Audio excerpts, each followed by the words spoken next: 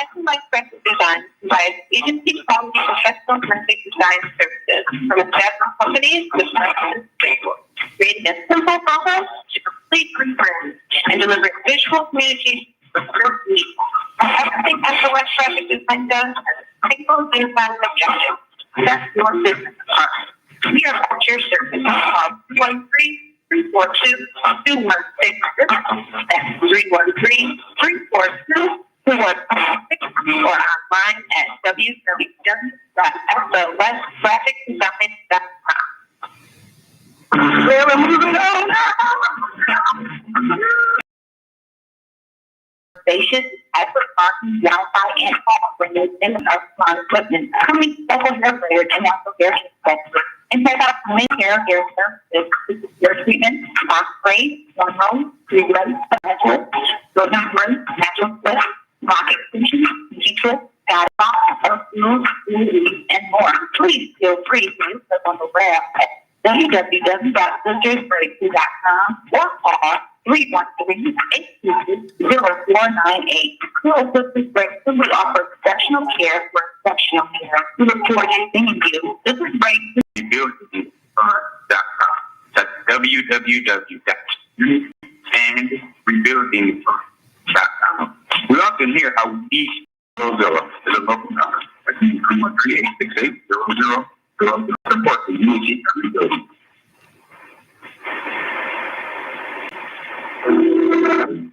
The realities of COVID-19 make physical distance necessary.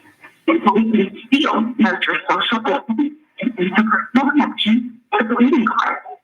You may be shut in, but love, care, and concern is never isolation and persecution. This is more effort than ever before. We find a greeting card as well. Character greeting card is available online at www.signsign.com. That's www.signij.com. Now be sure love, compassion, and expression, solidarity. By the way, we are all in this together.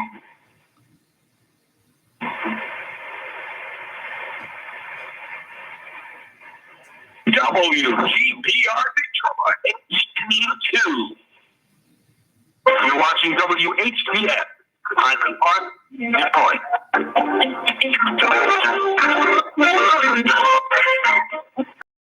The views and opinions expressed on the following show are not necessarily the views and opinions of WHPS, its affiliate, management, or sponsor.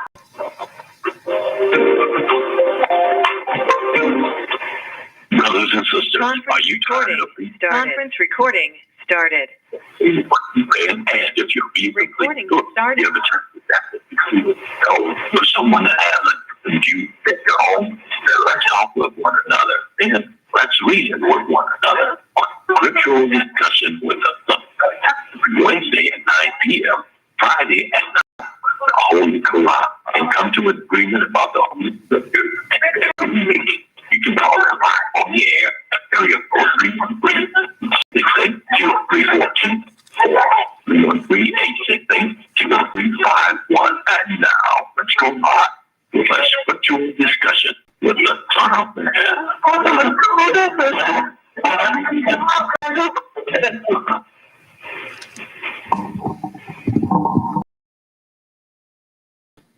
The truthful and the most just. I greet you all once again who are hungry and thirsty for Allah's righteousness.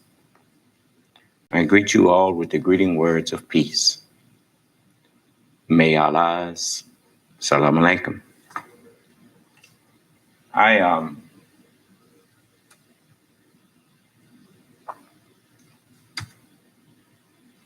want to,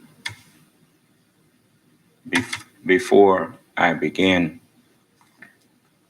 into many different topics that I wanted to speak on and just let you hear.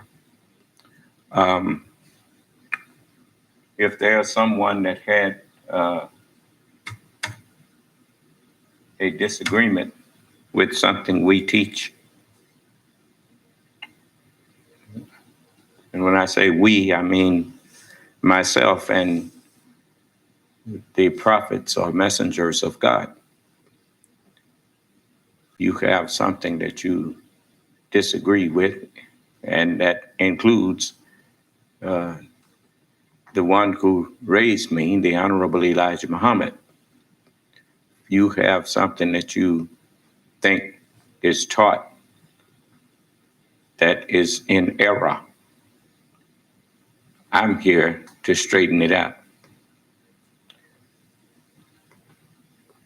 I remember the messenger said, if you can prove one word he's teaching is a lie, he said, then it's all a lie. Allah does not choose no such thing as a liar for his messenger. So you live in a world where people choose liars to represent them. It's just like when you listen to the one thing that I will say that as I was listening to the portions of the Joe Biden's and the Democrat convention,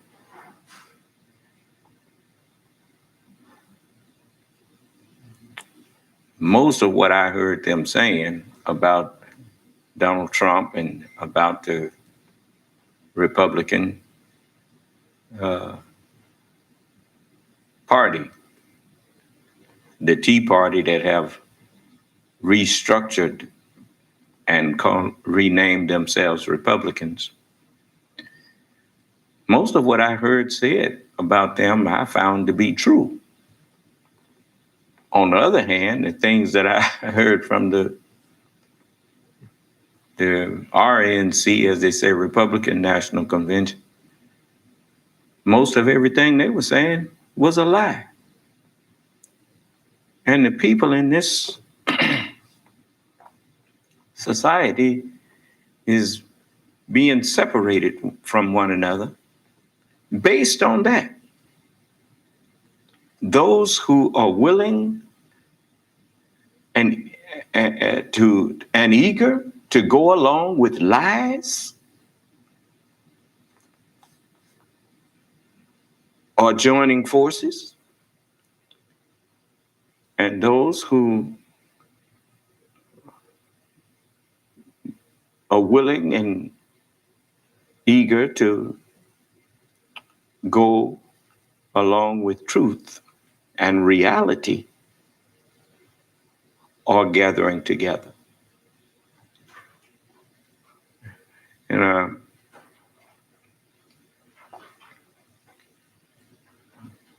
you know, if you tell a lie for so long and keep passing it from one generation to the next, thank you, baby. Pretty soon, you'll really start believing that that lie is the truth. The people who keep passing it on, they will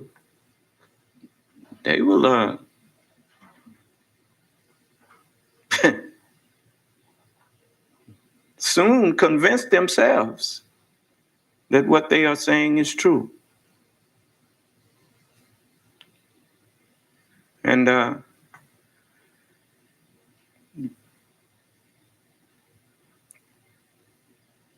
that's what delusion is. It is convincing yourself that a lie is the truth. That's the simplest definition for delusion, because it means self-deception. It's just like you who claim that that you've convinced yourself that you have a religion. I know you really don't. I done about took it from you now, because if you really had what you think is true religion, you wouldn't mind coming in here discussing it with me. You try to play like, or pretend like you believe in the Holy Bible. You don't really believe in the Holy Bible, because if you believed in the Holy Bible, it'd be easy for me to convert you to follow me. That's just because the Bible is all about me.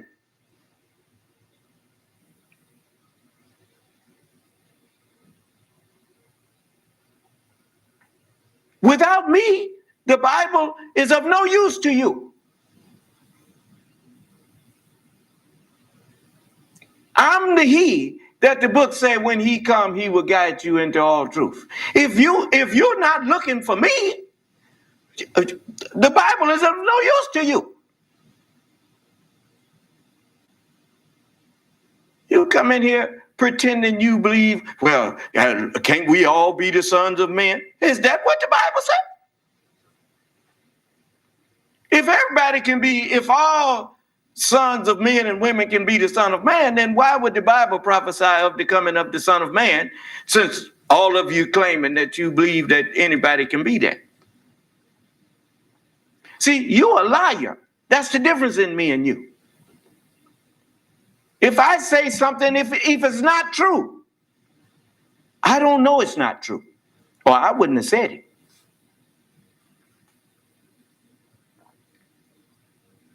But you know something is not true, and you say it anyway and hope that don't nobody catch it.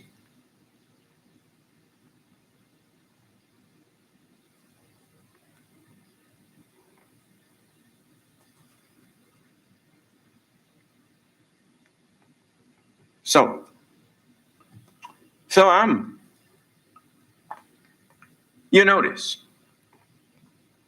I'm out here on the internet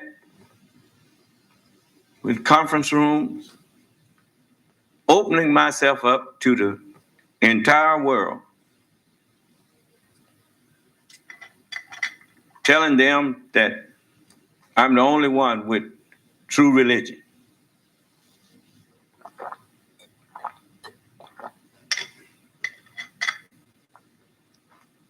And I ain't getting no challenge from nobody that's from all these different factions of what they call faith and religious doctrine.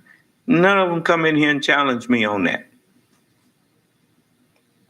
And when I do get one to come in here, they instead of wanting to have a conversation with me, they come in here to tell me off. They don't want to have no conversation. They don't want to have me to question them, and they answer me, and they question me, and I answer them, and go back and forth with question and answer. You know why? Because they don't know what they worship. I know what I worship. You see? But as Jesus said to Nicodemus, when Nicodemus was supposed to be a master, a teacher, a rabbi, he was supposed to be rabbi means master. And Jesus asked him, he said, are you a master of Israel and know not these things? Now you call yourself a teacher of the word of God? And you don't know this?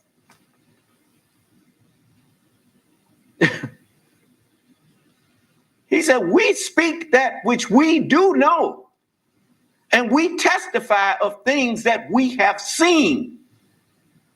But you cannot receive our witness. You got a natural mind.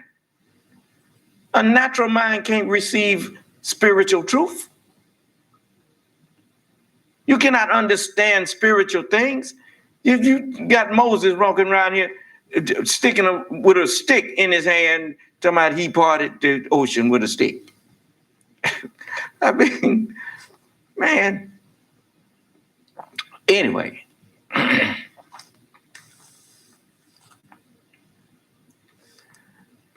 So, I say things that if someone said it to me would have been and provoked me to unmute my phone and tell them, hey, wait a minute, man. What do you mean you're the only one who got the right religion?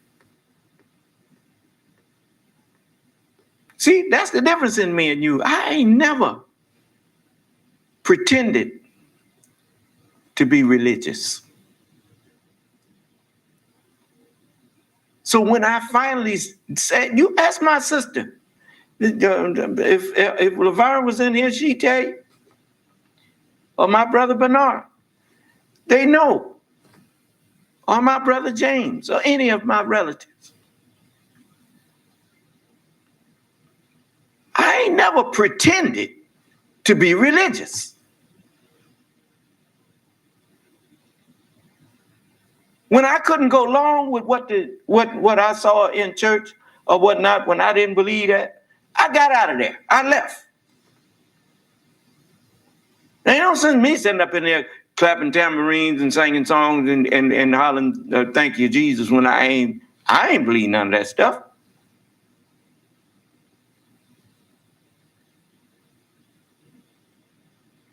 At least I was an honest sinner. These people raise hell all week and then get in church on Sunday jumping up shouting.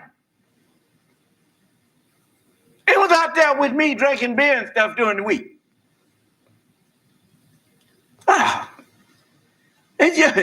Your religion is vain. Your religion is empty.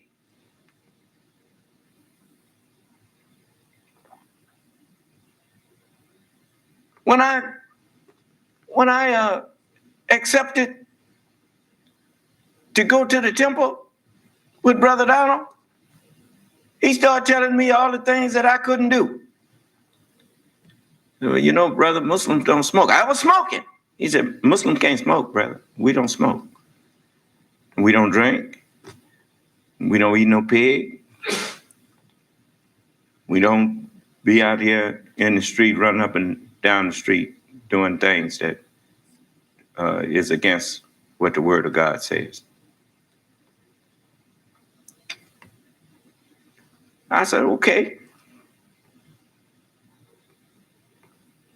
I could sink my teeth into that. Got people that really believe in what they're doing. I saw the women had to get out the mini skirt, had to get all out of them, all them old tight pants and all that stuff. And you say, oh, yeah. Now I could get ready for that. So I had to change.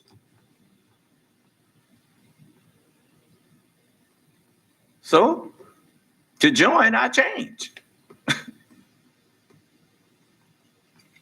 And even though I saw some in there that was tripping,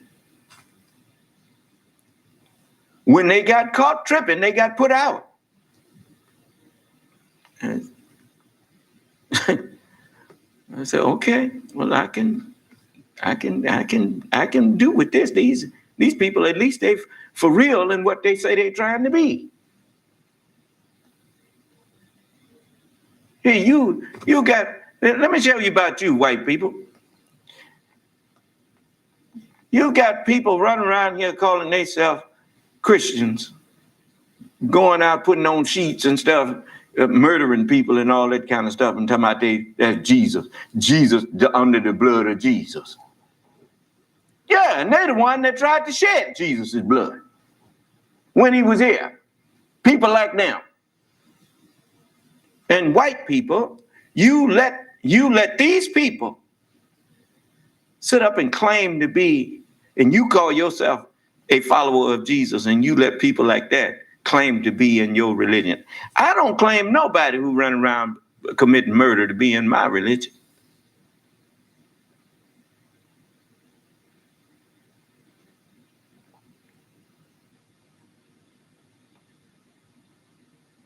Now, if I was under the wrong understanding, I might would have done that.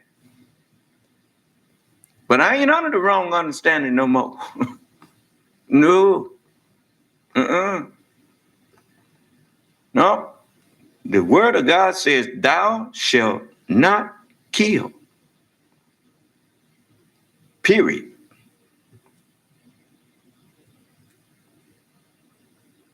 Now, you murderers and all of these people, you know, you ain't got no excuse now. I'm making the scripture very clear to you.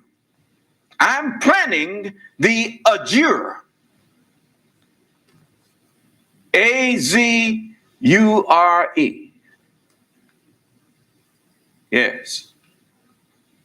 Making things so clear. Clear as crystal. No clouds. You look up, you see sun, moon, and stars. Period.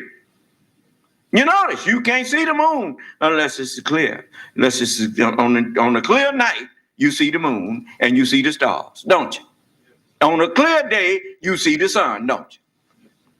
Azure. Yes. I said that because of George Washington's vision.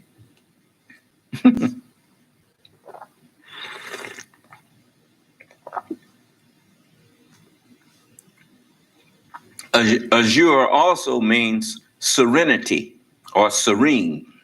Serene means peaceful. You see, and that's what Allah is the author of. Allah is the author of serenity, peacefulness, tranquility. Huh? Yeah. You notice, you tried to come up with something that would bring about domestic tranquility, and now look at you. It's called the Constitution.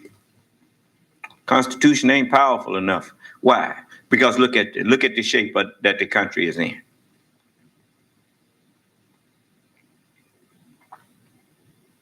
You even perverts the Constitution. You rewrites it and whatnot. Of course, you tried to keep it as straight up and down as you could keep it. But you keep adding and taking from it. Huh? Because what? Imperfect people cannot produce a perfect document. How are you going to bring perfect peace when your mind is not perfect? So now you're going to have to rely on me. If you want peace in your country again, you better start listening to me. Otherwise, see they not that we are visiting the land? What do you mean, see they not that we are visiting the land? Let's check this out. I want to, if I can find my magic wand here. Well, you know, you could have got away with calling this a magic wand. You could get away with calling these remotes a magic wand if you would say about 60 years ago, and you was the only one that had that technology. You could say, I can do magic. I can, you know, and you could have somebody sitting back there with a remote, and you have a stick in your hand, and every time you wave it, the channel on the TV would change, and people would actually think you was doing magic.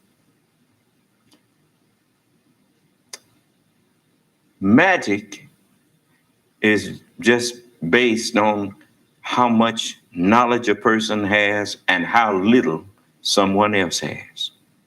Do you understand? The Honorable Elijah Muhammad taught me a long time ago. He said, everything is real. And he said, God is real and the devil is real. And the white man taught me this. He said, the biggest trick that the devil played on man was to teach man that he does not exist. Do you understand? That's the biggest trick that the devil played on man, was to teach man that he ain't real. That way he could be right in front of you and you'd never know it. Huh? That's why he used to come out in front of us and call himself, "What's up, bub?" He used to talk about Beelzebub. That's one of the names of the devil. And he said, "Well, speak of the devil," and he and they laugh and we there, he there, right in front of us. And we thought God wasn't real, and we thought the devil wasn't real. You see? But now we know better. You see? It's just like the devil was standing up there last night. I mean, Donald Trump thought he talking past somebody when he said, "What's the name of this building behind us?" They said, "White House." I've been told you that's why they call it the White House. Didn't I? He think he talking tough now. He talking, remind me of children when they think that they using psychology or talking past somebody. They got their little code words and whatnot and think he putting something away. And then a lot of times he be so busy projecting that he tell the truth on himself and don't even realize he didn't told the truth on himself. That is really something. I'm gonna let you see some of this stuff in a minute.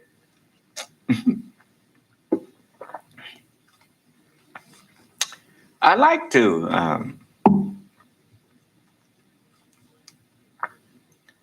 now understand something. I'm not trying to blanket all white people. Even in the Holy Quran, the Jinn, which is the white race, the Jinn confesses. He said, some of us are good and some of us are below that. Huh?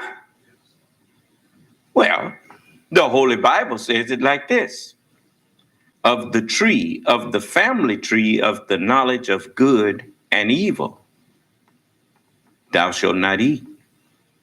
And the day you eat of it, you shall surely die. Huh? Because when you go for the good cop, bad cop thing, well, you get deceived. Huh? You see. So, I mean, like a white man come to you, the priest go in there and tell you all about God and turn the other cheek and love your neighbor and all that. He come telling you that. And then right behind him, here come the conqueror, his brother with his guns and stuff. And he beating up on you and whatnot. And there you standing up there talking about turn the other cheek. But, I mean, really, man, this stuff done got old.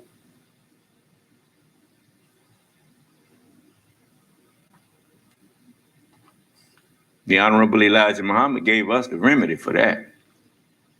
He said, now look, never aggress upon any man. Try to live at peace with every man. But if you are attacked, after turning to them your right cheek, well, when you see you dealing with them on the left, turn your left to them. Huh? Yeah, brother. Now I could live with that. Yeah.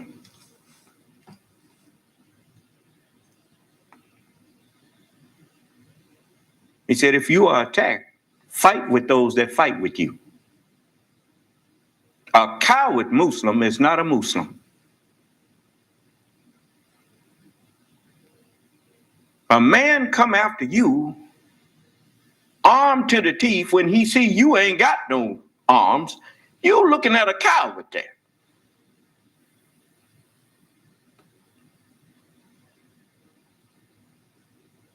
And he expects you to be scared of his gun and his what he got.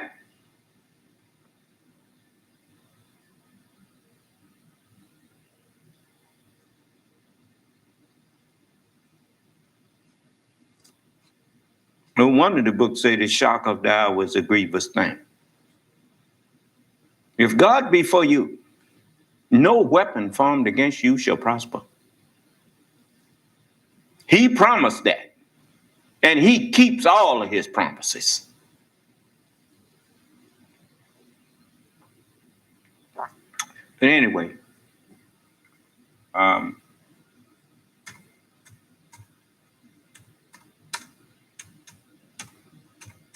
said I was going to show you something. So I got to find this for you and show it to you. This is just a few things to show you that this is not no joke that you're dealing with here. This is real. This is what's happening now. Let's see here.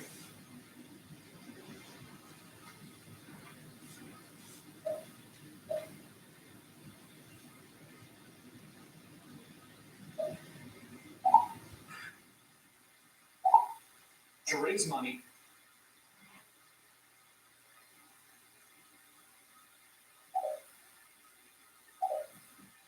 Let's see if I can find it. It just takes time. The president.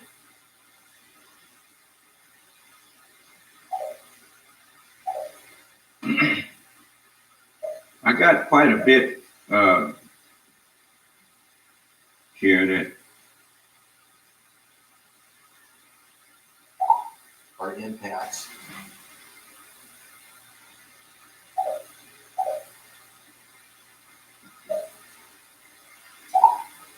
Of the storm. We're also starting to see that.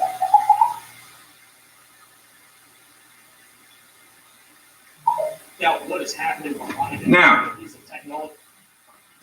this is what the Holy Quran tells you and I. Where's that? See they not that we are visiting the land. Chapter 41. Brother Jamal. Let's see here. I'll find it. 13 was 41. Yeah, I know 41 was in there somewhere. In chapter 13, they call 13 an unlucky number, don't they? Well, 13 and 41 tell you why it's unlucky. It says in the 13th chapter of the Holy Quran and I'm going to start at the 38th verse. It says, and certainly we sent messengers before you, son of man. Think over that. It's talking to somebody here. It says, certainly we sent messengers before thee. Son of man, I do send thee unto them. Well, obviously he had sent some before because he said the house of Israel ain't going to hearken unto you because they wouldn't hearken unto me. Is that right? Okay, well. And certainly we sent messengers before thee and appointed for them wives and children. And it is not in the power of a messenger to bring a sign or scripture except by Allah's permission. And for every term, there is an appointment. You know, for every term, meaning for everything that is spoken about, there's an appointment, meaning it's prophecy. The Bible is a book of prophecy. The Holy Quran is a reminder of prophecy. Allah effaces what he pleases. He does away with what he pleases. And he establishes what he pleases. You notice, I remember the messenger said when he was teaching once, he said,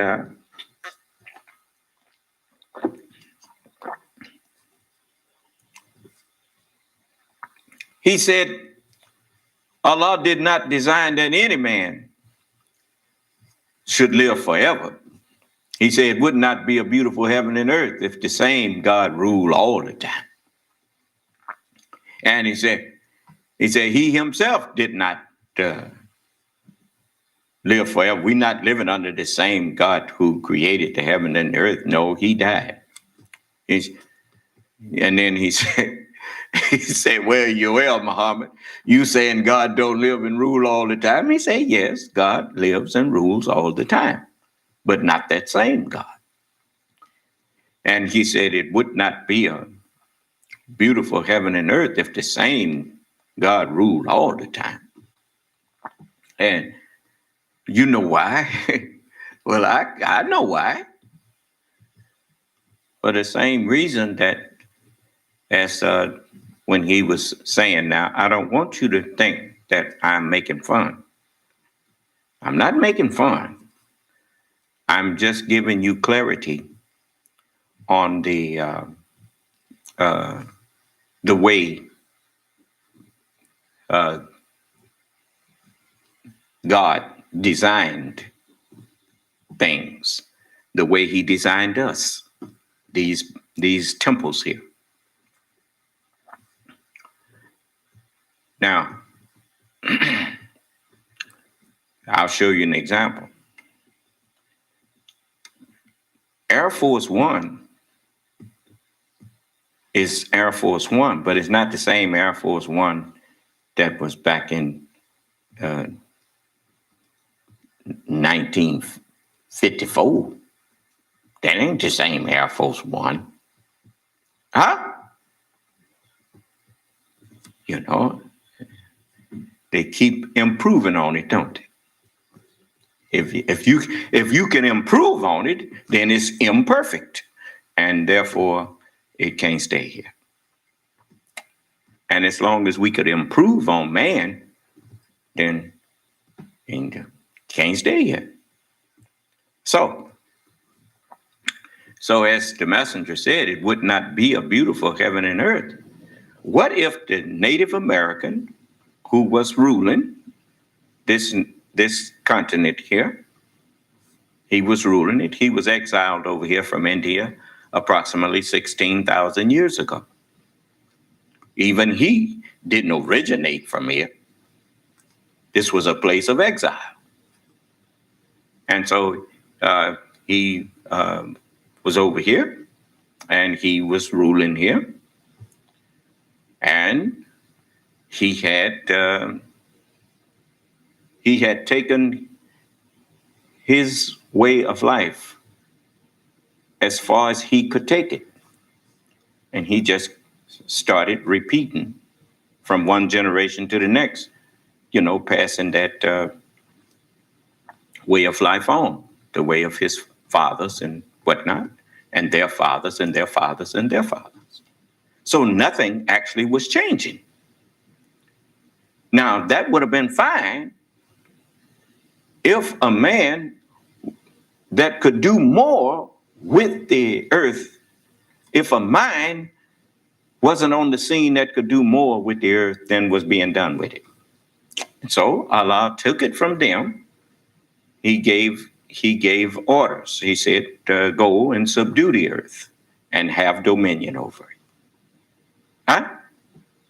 And so they, as the messenger said in 74, he said, well, he taking it from me and he taking it from my brother. He said, well, if you're going to let him do it, and if you're going to let him take it, that's okay. Remember, let us make man in our image after our likeness and let them take it. Let them have dominion, right? So we let him do that. And he has built up somewhat of a great civilization. It's just not totally civilized. It's bottomless. He did not get the message clear. And because he didn't get the message clear, now his house is falling, that all of these terrible things is happening, and he's without a foundation. And so his mind was built up on the wrong thing. It's like building a house on sand. Remember, Jesus said this. He said, seek ye first the kingdom of God and his righteousness. Well, that's the first thing you do before you build a heavy structure. You build a foundation that can uphold it. Do you understand? And because he had no foundation, look at Donald Trump. He has no foundation in righteousness, and none of the rest of the people in this country. Your foundation is look at all these false religions you have. It's like having foundations that's mostly sand. Got a little cement in it, but it's mostly sand. So it can't have no rebar in it or none of that. So it's weak. And the weakness of it is being manifested to you now. As look at you, you stand up and you think taking an oath to uphold an office is enough. Taking an oath don't mean nothing to a liar. Let me show you.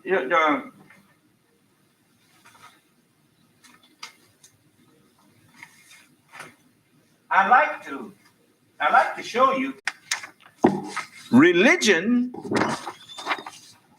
and morality. He would have done better to say religion or morality, because that's what religion is. Religion is moral uprightness. But anyway, he said religion and morality are indispensable supports, meaning you cannot dispense with, meaning get rid of religion and morality and think you're going to have political happiness and as it says, prosperity. That just ain't going to happen. It's just like right now, your lack of religious moral uprightness is destroying your prosperity. You're more concerned about the economy than the health of the American people, because you don't have any morals. You don't live by any religious principles. Because if you did live by religious principles, you would realize that your prosperity is tied to the good health of your people. But you don't see that. You separate the two. What you say, you in order to make an omelet, you got to break a few eggs, right? So a few generally mean three. So I guess you mean 300,000 or maybe 3 million Americans need to die in order for you to get to some normalcy. You want some what you call some herd immunity.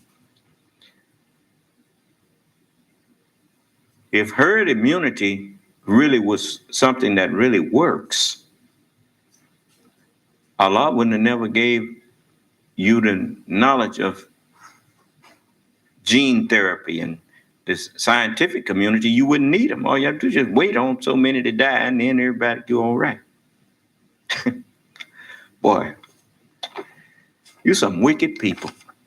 But anyway, it says, in vain would that man claim the tribute of patriotism who should labor to subvert religious principles and moral uprightness, these great pillars of human happiness, these firmest props of the duties of men and citizens. Why did he make a distinction between men and citizens? It is because of the meaning of man. Man means to have charge or to take charge of. That's what governments do. They have charge over societies. Those who are in government, they have charge, they have responsibility, they have power. So George Washington, he understood, obviously, the difference between government and the citizens that they govern. So it says, in vain would that man claim the tribute of patriotism. He's no such thing as a patriot who labors to subvert religious principles and morality, these great pillars of human happiness, these firmest props of the duties of those who govern, the men and the citizens whom they govern. The mere politician, equally with the pious man. Why did he use the term mere politician? It's because as you read the Holy Scriptures, you discover that Jonah, he was not someone the world elected or looked up to, but God elected him. And therefore, when Jonah went into the city of Nineveh, the king, which is the most powerful politician in the kingdom, the king and everybody in the kingdom put on ashes and sackcloth. They humbled themselves to Jonah. And their kingdom was spared. A mere king, a mere politician is nothing when it comes to the word of God. Because when the man that the word is with shows up in your kingdom, God is there. And you about to lose your kingdom.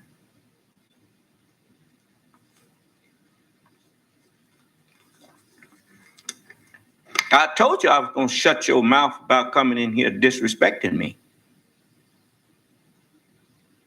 You going to answer for all that disrespect. I ain't forgot it. You forgot it. But I didn't. And anybody that got something they want to say, you let them unmute them phones. Just let me know. We got a hand up. If somebody typing, you let me know.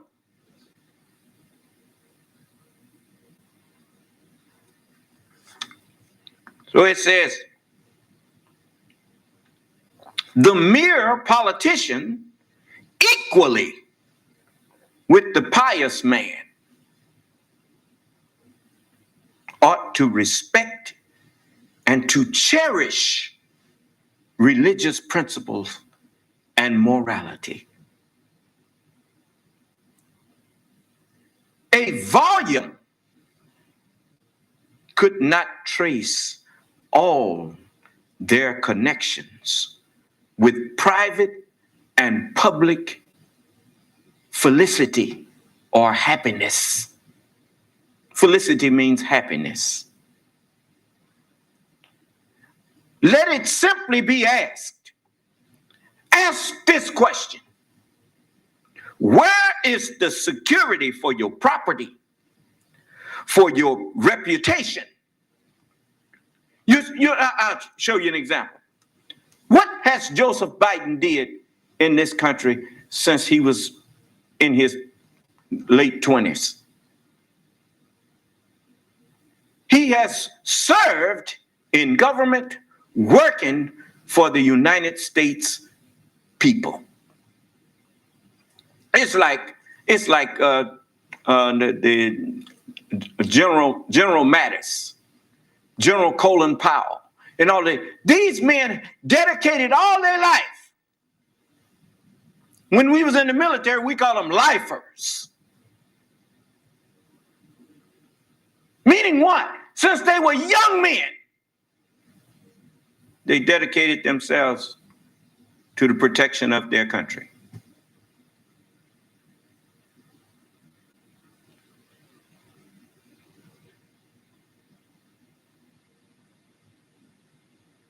One of them who did that, Dwight Eisenhower, and I just called him out because, I remember, vaguely remember President Eisenhower.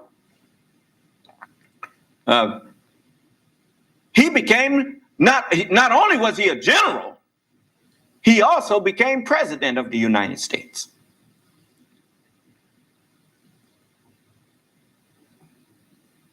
But he spent his whole life in the service of his country.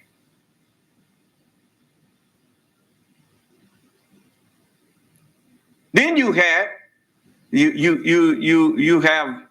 many who are in government, like Ted Kennedy. I mean, he was in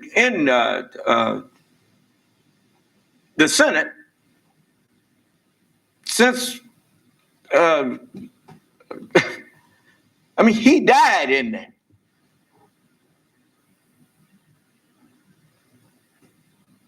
Serving his country. I was 12 years old and that man was in the Senate. And I lived to see him pass away and he was still a senator. Dedicated to the service of his country.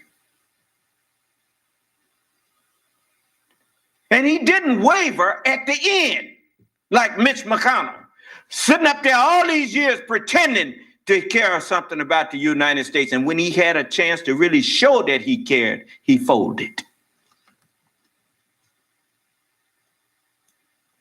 Which means his whole life was a lie. Law and order, they claim. We live to see him obstruct a president of the United States from carrying out the duties of a president to appoint someone to the Supreme Court simply because that president was a black man. And you talk about you don't know of no systemic racism. You liars.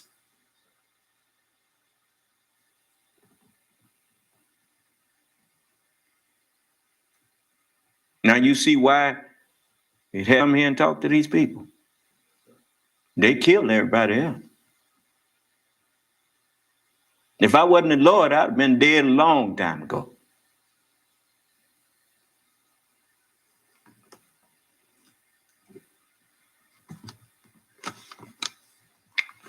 Well, it says, let it simply be asked, where is the security for property? For reputation? If you think George Washington didn't know what he was talking about, look at what Donald Trump tried to do to John McCain. Matter of fact, what he did. And that man got captured fighting for his country or whatever. Donald Trump said, well, he wasn't no hero. He wasn't no... I like people who didn't get captured. Huh? Yes. What does that say with you electing a man who said he likes people that don't get captured? In other words, talking about don't leave no man behind. As far as he's concerned, if you get captured, you deserve to be left behind. And you elected him to be president. You know what that says about your character and about your intelligence? For a man who stand up and tell you he could give less than a damn about you if something happened to you while you fighting for him or whatever, and he's showing he don't give a damn. They told him that bounties was being offered for by Russia for American soldiers that they killed.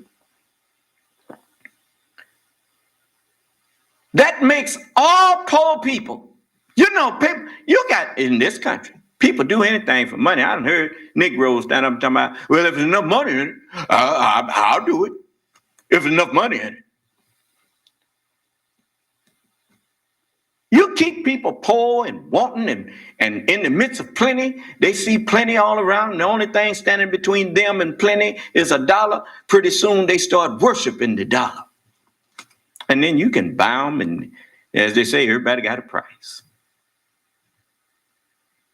Everybody that is, except a man who sought first the kingdom of God and his righteousness. For righteousness, I know that to be true, because my mother and them, we was dirt poor.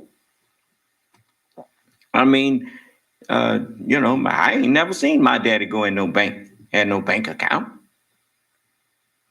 He got his check and we lived off of, he give my mother what he gonna give her to go do groceries and all that, and that was that. And we was one or two checks away from being on the street. But when they offered my mother and my daddy a contract for my brother and sister who was singers, they could sing, and they, some scouts heard them and offered them a contract. As poor as we was, my mother turned it down because she said that's of the world, and she wasn't going to send her children out there. And my daddy backed up. Only time I saw him in church was on Christmas programs and Easter Sunday or something like that, but he didn't go to church. But he backed her up. He said, well, my wife says she don't want it. That's that. Wasn't about, hey, baby, we can get this money.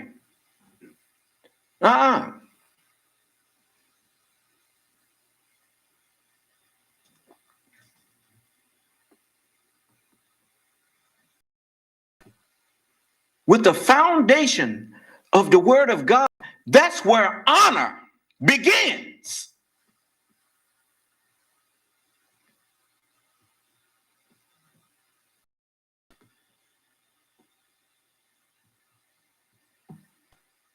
And ends. With the word of God, you find an honorable person if they have the word of God as the foundation. If God's word is not honored by them, if they do not honor their creator, they could give less than a damn about you.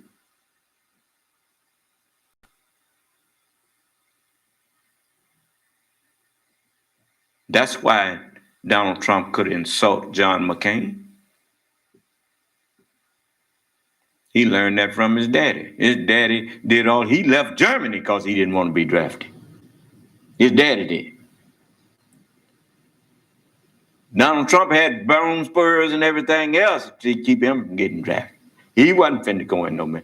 Him and his daddy, neither one of them, they don't your country, but they don't want to help your country. Use it and throw it away.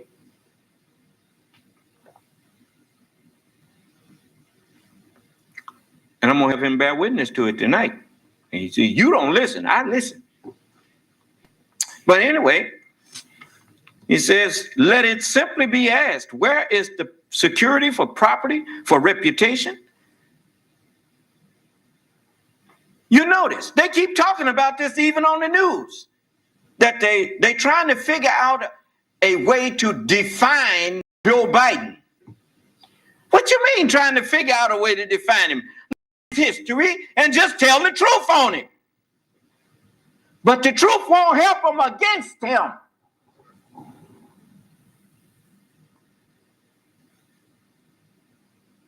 Even that old low-down Lindsey Graham, he knows that Joe Biden is a decent man. But now you want to reinvent him now, huh?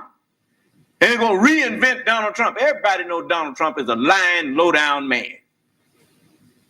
So you told me to let you know if someone. Yeah, I want them to know and show you. And unlike me, I'm not a coward. I'm not sitting out nowhere typing. You could come in here and talk to me. I'll talk to you. Read what he's saying. Yes, sir. This is first Know Thyself. And he says Trump doesn't like war, which is why he does what is necessary. Trump is a coward. See, you try to invent something to say in here. Muhammad Ali didn't like war. He didn't lie and say, I got bone spurs and nothing else. He went down there, faced them people, and told them, I'm not going.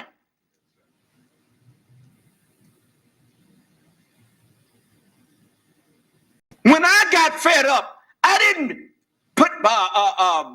go and slip out. I went before the colonel, got my wrote up, and went before the colonel, and he asked me what my problem was, and I told him.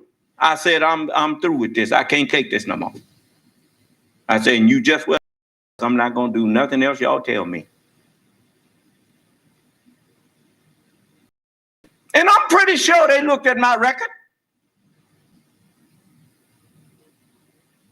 And they respected me and gave me a general discharge on the honorable conditions. It's always honorable when you go to somebody and tell them to their face what's on your mind. You want to come in here and lie to me. The reason you're trying to protect him is because you're a coward. You liar. I don't have no respect for a man who's so disingenuous. Come out, he's against war. What about when he was sitting up there talking about my button is bigger than yours? Got the American people around here about to try. That young man that went there to murder, he went there with the idea in his mind to murder somebody black.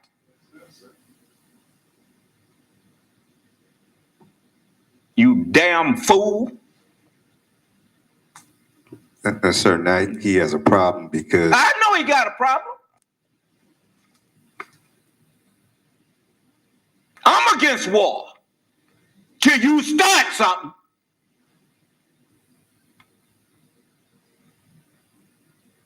Best thing I can tell you, man, is go and leave me alone.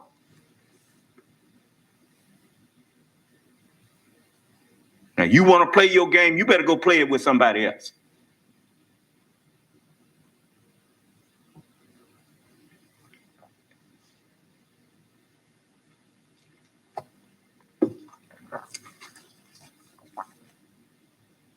Here they trying to lie on the man's son. Hunter Biden. Man served this country.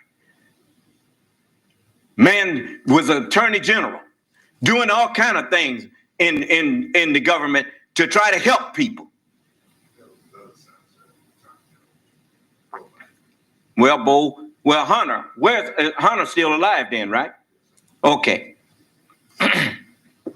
Let me tell you something. For Trump or anybody that's supporting him to be trying to somehow accuse somebody of taking graft or whatever is a joke.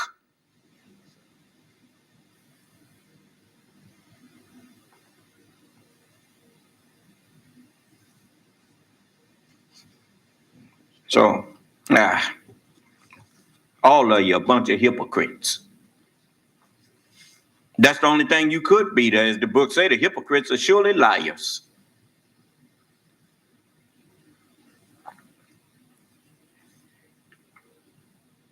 It says, let it simply be asked, where is the security for property, for reputation, for life, if the sense of religious obligation desert the oaths, which are the instruments of investigation in courts of justice? A man that does not believe in God, a man that has no religious principles, do you think putting his hand on the Bible and his left hand on the Bible and raising his right hand means something to him?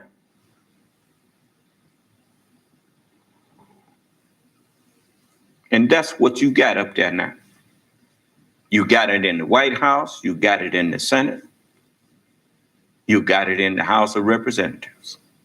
You got many people in there that are godless, that have no foundation in righteousness. And you can tell that.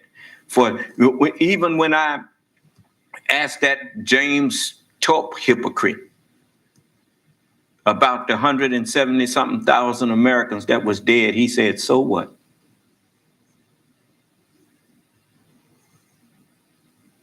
You know what God told Jonah to do? The same thing he told them to do with Sodom. He said, go down there.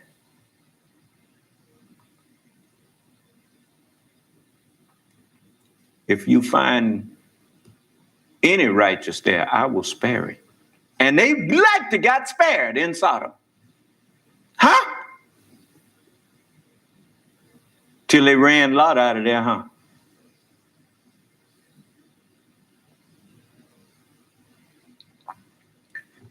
Nineveh was spared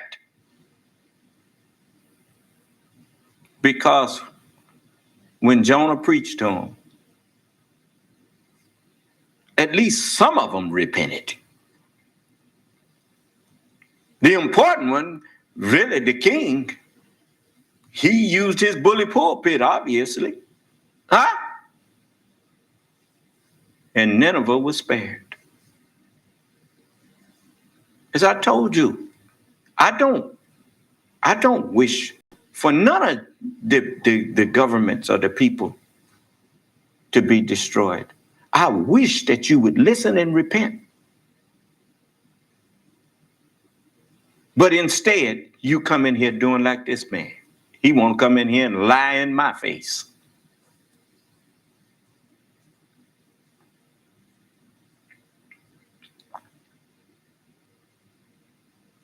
Do you know what playing the devil's advocate means? It means you think God is a fool. For you to even come in here trying to advocate for Donald Trump and any of these people that's following him, to come to me trying to advocate for them, shows me that you think I'm stupid.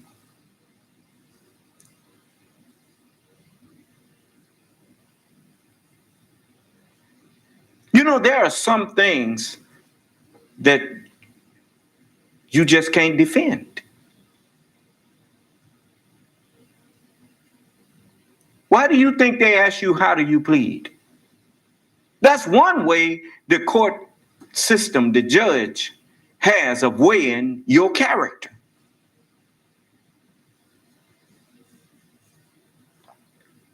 Ask you, how do you plead?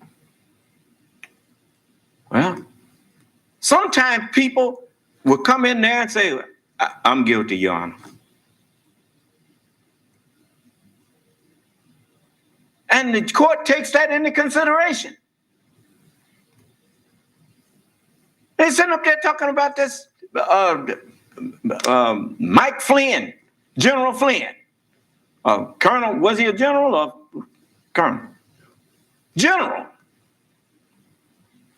He there actually committing treasonous acts.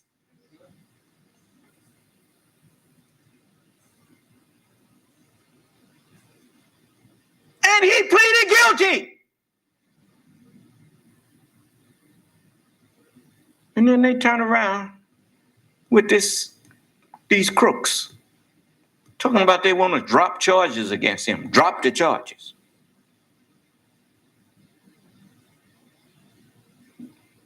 How do you do that?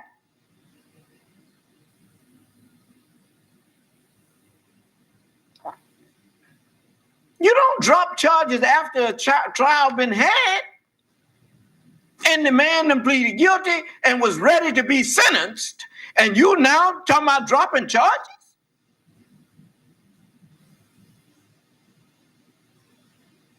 Ain't got nerve enough to be talking about you some law and order person. Yeah, I know what you mean by law and order.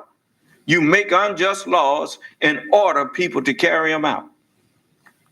That's what you mean. I know what you mean.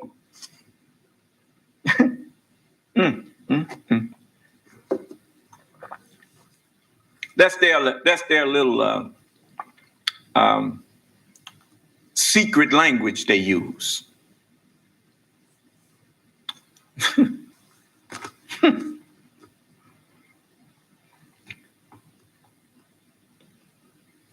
So you see George Washington hit the nail right on the head. When you got people in positions of power and authority that are not grounded or rooted in religious principles,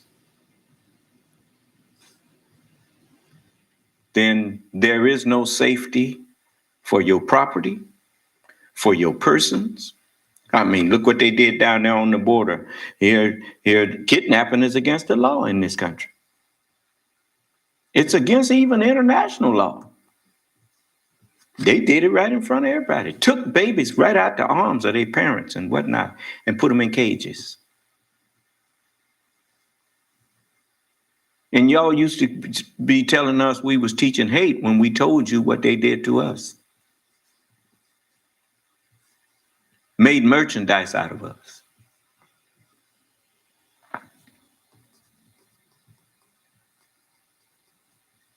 You got a little taste of that down there on the southern border. Now, let me show you some of what you brought on yourself and what you bringing on yourself. As the Holy Quran says, Allah erases what he pleases, effaces what he pleases, and establishes what he pleases. And with him is the basis of the book. The basis of the book is the understanding of the book. That's how you know who I am.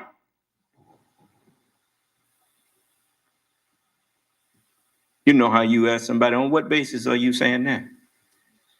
Right? Haven't you noticed I give you understanding of not just what was said, I tell you why it was said. You heard people talk about Jesus when they brought him the woman and she was taken in adultery, caught her in the act, they said. And they wanted to stone her. And they said, Moses' law says stone her. What do you say? Because they was going to have a double stone, and they thought, man, we going to kill this nigga. That's what. And so Jesus was standing there, and he stooped down and started doodling in the dirt. And they said, don't you hear us talking to you? Answer us, man. Jesus was doodling in the dirt because he was waiting on Allah to give him the answer. He was saying to Allah, to himself, oh Allah, these people are going to kill us both if you don't give me something to say to them. And so Allah told him, just stay calm. Tell them this. Tell them that whoever among them who ain't got no sin, throw the first rock at them. So Jesus looked up at him and told him, said, okay, let him among you who is without sin cast the first stone at him. And then he started writing in the dirt again because he was grinning to himself. And they all dropped their rocks and went home.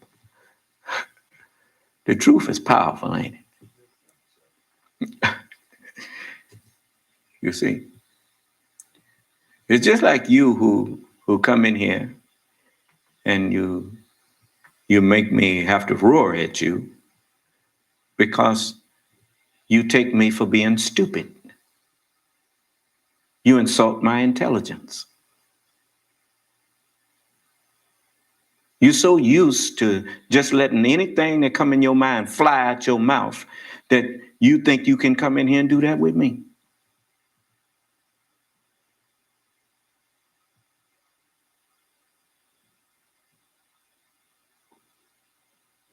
I'm warning you, you better cut that out.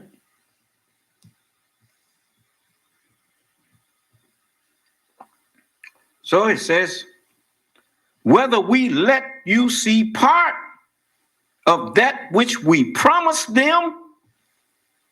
Now, it says, if we let you see part of what we promised to do to these people, or cause you to die, cause you to misunderstand. If we let you see or understand some of what we say we're going to do, or cause you to not understand, to die. You know, the man that wanders out of the way of understanding shall where? Beware. He shall remain dead, shall remain dead to that knowledge. Well, if we cause you to understand part of it or cause you to die, whether we let you understand part of that which we prophesy to them or cause you to misunderstand, cause you to die. Your responsibility is but the delivery of the message. And ours is to call them to account. Who is this ours? The Son of Man and all the holy angels. Yeah. I'm here to judge you. That's what happens in judgment. You call people to account for what they did. And it says, see they not? Do they not see that we are visiting the land? Curtailing it.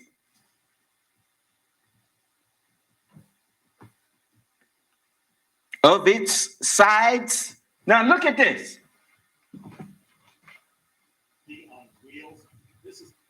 Just a minute. Let's make sure we got this straight here. Come on.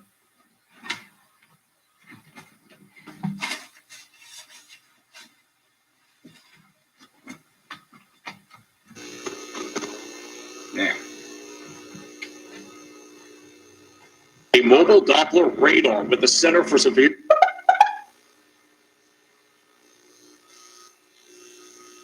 45 miles, now to 150 miles per hour with some higher gusts. Now look where that hurricane was at before it made landfall. It was from what's on the side of land. Huh? In this case, it's the water that's on the sides of land, curtailing it of its sides. Of means by means of the water that's on the side of the land. Remember now, God gave you dominion over the earth and over every creeping thing. He gave you dominion over the fish of the sea, the fowl of the air. But he didn't give you dominion over the water, and he didn't give you dominion over the air. Kept that. Now, that is being used to take dominion that he gave you over these other things. We're going to take it all back. Just like you took back and taken back everything that you gave us, the right to vote and all of that. And then when we start exercising that right, and you saw us able to vote people in and whatnot, now you want to take that back. Huh? Well, we're going to take back the dominion that we gave you. And let's see who the greater taker is. Now you go on. Keep on clowning. Near the center of the storm. We're also starting to see the pressure. It's still continuing to drop. So we're still looking at a strengthening system. We were at 947 millibars. And I want to say to Caucasian people who trying to do justice now, you have nothing to fear from me. I'm going to do all I can to help you keep the best of what you have.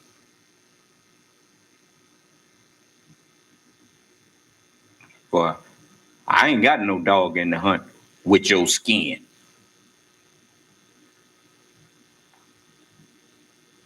I didn't like it when people was trying to judge me by my skin.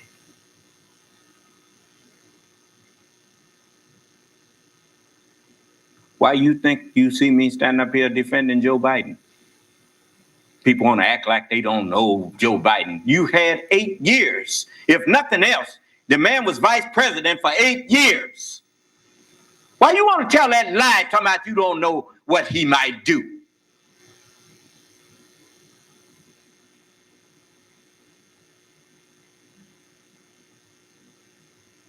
Lying dogs. So, anyway, let me let you see something else. Anybody got something they saying? Brother?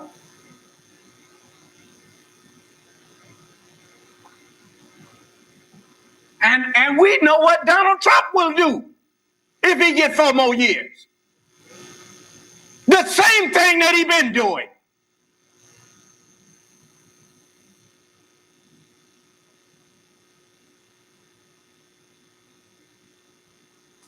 So,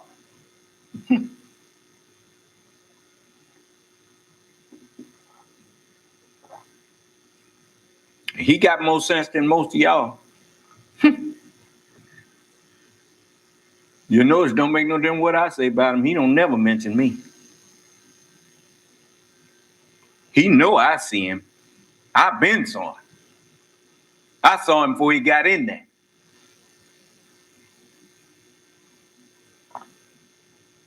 And I'm the last one he want to pick a fight with.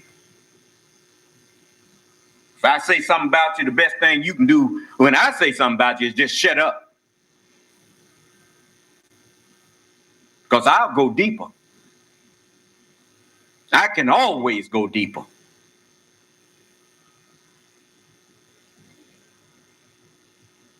I ain't called the God of the universe for nothing.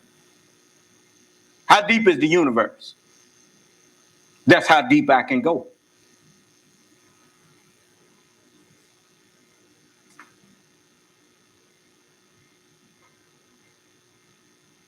Now we're down to 940 millibars, and we're also starting to... Now, I'm trying to show you how the weather report and everything is the scripture. It's jumping off the page. The sea and the waves raging. Okay, let's see here.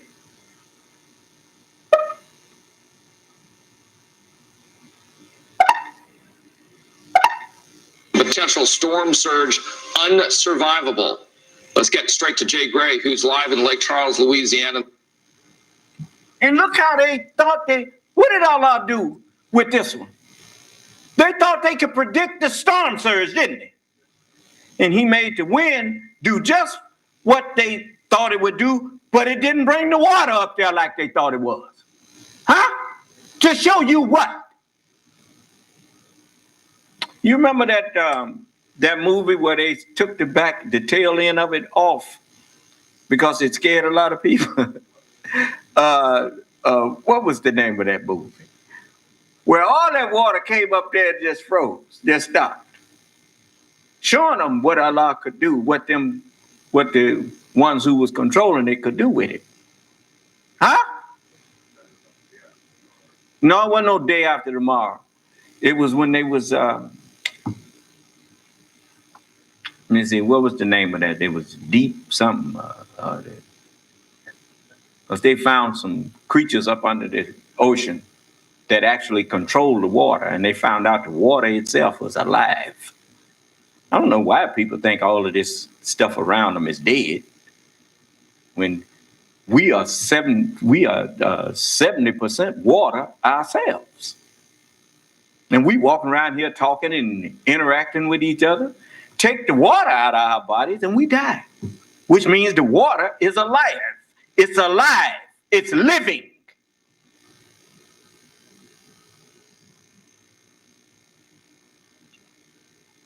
The Holy Quran says when the earth is stretched and cast forth what's in it, all of its secrets, and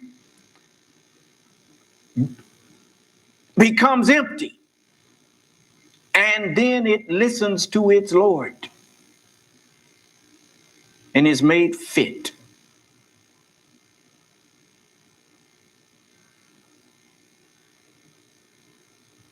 Yeah.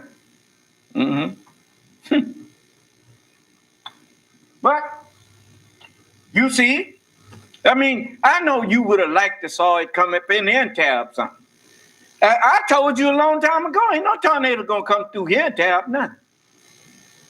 Not while I'm here.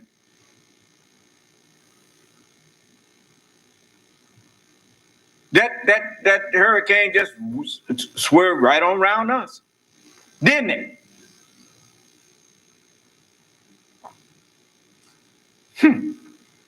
You just wait. You think you done seen something. You ain't seen nothing. Oh, you some low down people. You won't let nobody live at peace with you.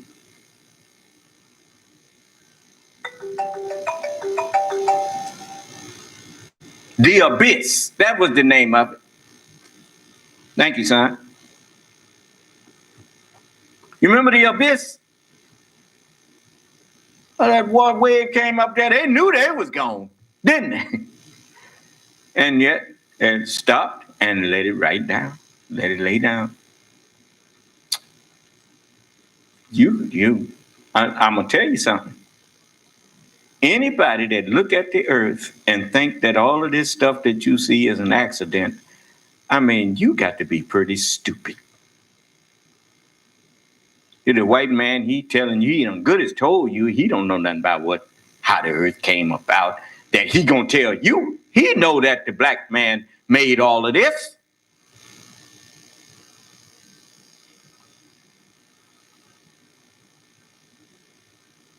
We told you that the moon is not a sphere. It's a disk with a convex surface on it. How come he don't take you around there and show you the moon is a ball? Because it's not a ball. It's a piece of the earth that we blasted away from here. He ain't never dreamed to have no explosive that powerful. But we haven't.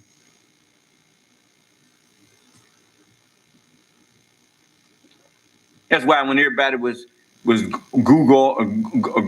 Google ad over what that movie, Black Panther, was that the name of it? You didn't mean going no Google ad over there because the black man been had technology that we done forgot more than you will ever know. That stuff don't mean nothing.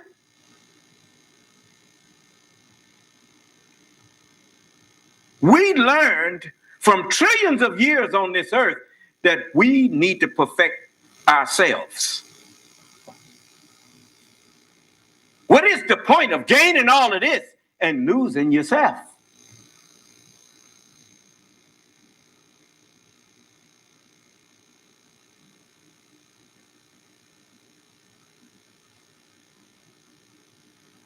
Donald Trump ain't learned nothing from his daddy. The most important lesson he learned was his daddy spent his whole life chasing a dollar and trying to get rich. And in the end, his daddy couldn't even recognize his own children. Alzheimer's made him lose control of himself. What profited the man to gain the world and lose his mind?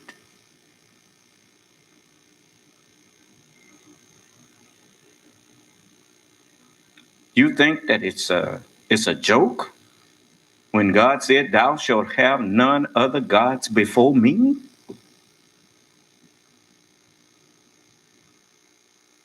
Says, I, the Lord, am a jealous God.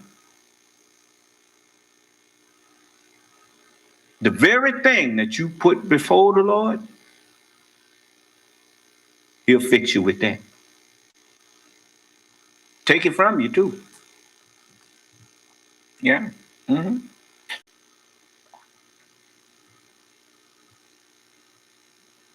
If all of you would just give me the chance, I'd shut all of them up for you. Donald Trump and everybody who following him. All you have to do is tell them that the Son of Man speak for us. I'll show you. Let's shut all of them up. They ain't nothing but a bunch of liars. You just not finding out he's a liar. I've been knowing that. Yeah. Now, have I lied about something? I remember when I was building that bakery, working on it, and I had ran short, didn't have the money that I needed to get some the ceramic tile and all of the stuff that needed to go out down in there. I wasn't gonna put no linoleum on no floor. You gonna put some real stuff down there, and didn't have the money, and Allah sent I don't know if it was a tornado or just whatever it was. It took the roof off of the theater and set it down in the alley between the courthouse and the theater. Wind just came, took it up off of there and set it down. And, State Farm is our insurance. They got right out there. They assessed the damage because it's connected to its own property that I, have insured. They came out, took care of it, and wrote us a check for a little over $20,000, which is what I needed to do that. And then I gave the material, the roof. My brother came there, saw all that good tin and stuff, and I told him, you take it, you can have it. And he took it and cleaned it up for us. And we put another roof on the theater and whatnot. But that's how Allah works with me. He has always looked out for me. Always. And he give me good people to work with too. It's just like our bank, United Mississippi Bank. There's some good people. I used to work with Jefferson Bank when they was here. But my relationship with United Mississippi Bank goes way back to when I first moved here. And we got a little rough start, but after we established ourselves here, I've had nothing but respect for the way that they handle their business. And, I love this area here, Jefferson County, Fayette, I met some people that I ain't particularly crazy about, but for the most part, there's some decent people here. And, I thank Allah for letting me be somewhere where there's some decent people. The police, they good people. They're not around here hooking and crooking and going on. They trying their best to protect our whole community. And I thank Allah for that. And so, we have a lot to be thankful for. I know I do. And they have a song in church say, count your blessings, name them one by one. Count your many blessings and see what God has done. I know what Allah done done for me. And if I ever got to acting silly and went back out into the world, I know he would chastise me like he ain't never chastised nobody before. because I know better. You know, when you know better, boy, you get it bad. You know, when you don't know, you don't get beat with so many stripes. But when you know, oh, he'll get you. So all praise is due to Allah. I'm thankful. I I would recommend. Now this ain't to tell you I don't know nothing about. They ain't trying to single nobody out, but I know State Farm is a good insurance company. I have to give them that. I even sit down and talk to my agent sometime, and he gave me some pointers on what I might want to do as far as even the life insurance thing. I didn't do that until I talked to him. He convinced me to get some. Whole life insurance is better than that other stuff because you can borrow money against a whole life insurance policy. It's all kinds of things you can do. But anyway, I didn't mean to get off into all that. Let's get back to this. Let's see.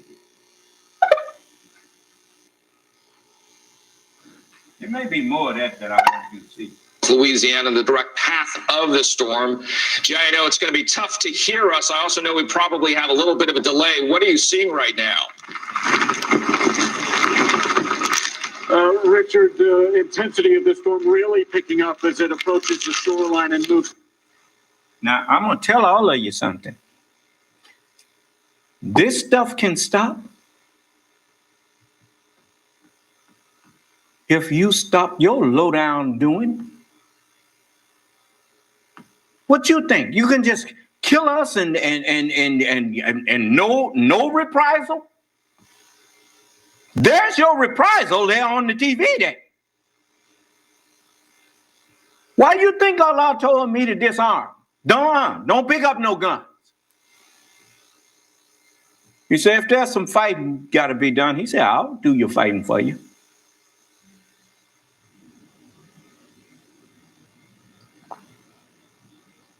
When Allah puts something on you, on your enemy, it'll even have you feeling sorry for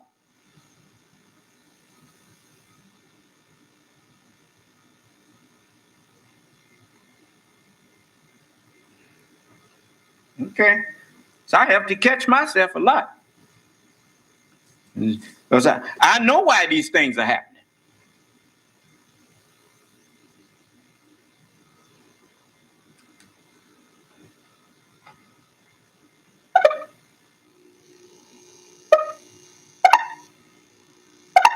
Misrepresented so far. Who believes them? Who is willing to take their word for it? And by the way, the idea, let's assume we got a vaccine tomorrow. Do we have a plan on how to administer the vaccine? How we're going to get it to over 300 million people? Why did Joe Biden say that? Because Trump got rid of the team that was set up to handle pandemics. He said they stand around doing nothing. They didn't need them.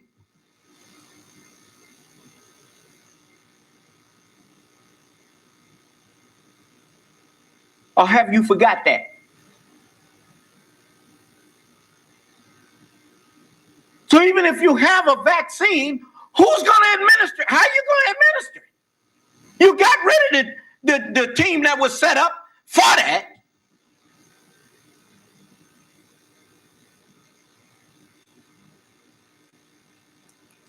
I told you what drain the swamp meant. You didn't believe me. And yet, Grover Norquist told you. He said, no, we don't want to drown it in the bathtub, but reduce it to the size that it could fit in the bathtub, and then it can wonder what we're up to. Huh?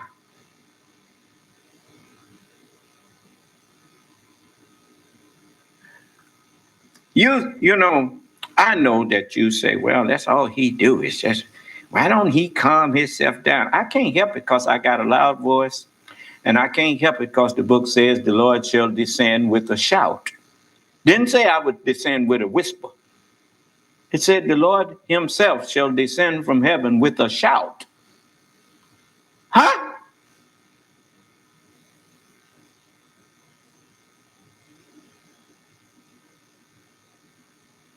How many of y'all don't believe I'm the Lord himself? Come in here and tell me why not. Come on now, I'm going to let you talk. I'm going to let you tell me why I'm not the Lord. This go for you, white people, especially you. I mean, you know, if I'm not the Lord, tell me why not.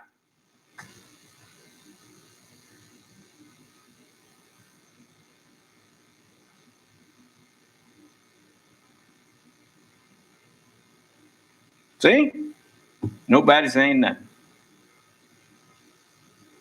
I told you that all the prophets were Muslims.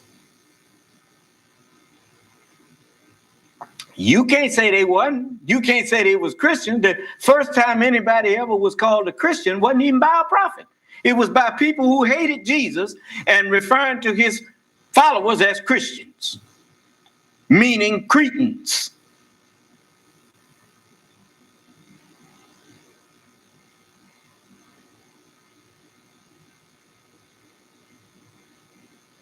So, you know, I mean, you don't even hear people when the Honorable Elijah Muhammad was here, you used to hear from time to time some people from the East in Orthodox Islam that didn't understand what he was teaching. They saying, well, that is not Islam. That's what they say. Islam is for everyone. Islam is for, and because they was misrepresenting the teachings because they didn't understand the teachings. It wasn't even for them. It was for me. The Honorable Elijah Muhammad said, we don't object to, I don't care what you believe in. You can believe in Buddha. He said, but Allah have not, he said, my God have not struck out after you 100% yet. And when he does, you're not going to go over there. You're going to come back and say, Mr. Muhammad, I'm with you. He said, I know this. He said, Allah don't want to let you get away with bowing to some other God. No, he going to force you to bow to him. You see, I'm forcing everybody to bow to me and acknowledge that what I'm teaching is right. He told you I would do that.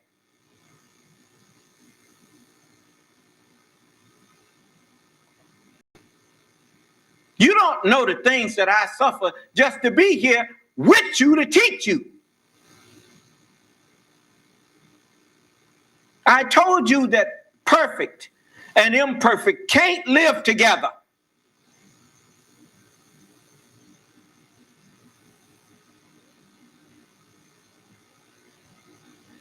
So in all of your affliction, I got a taste of it, which makes me more tolerant of you.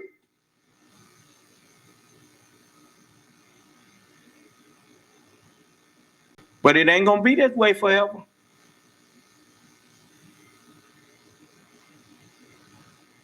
Yeah, the song said we got to get out of this place.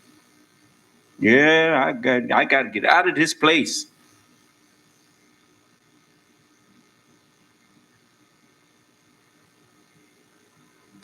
Oh. These guys don't know how to plan. It's so far, but I pray to God.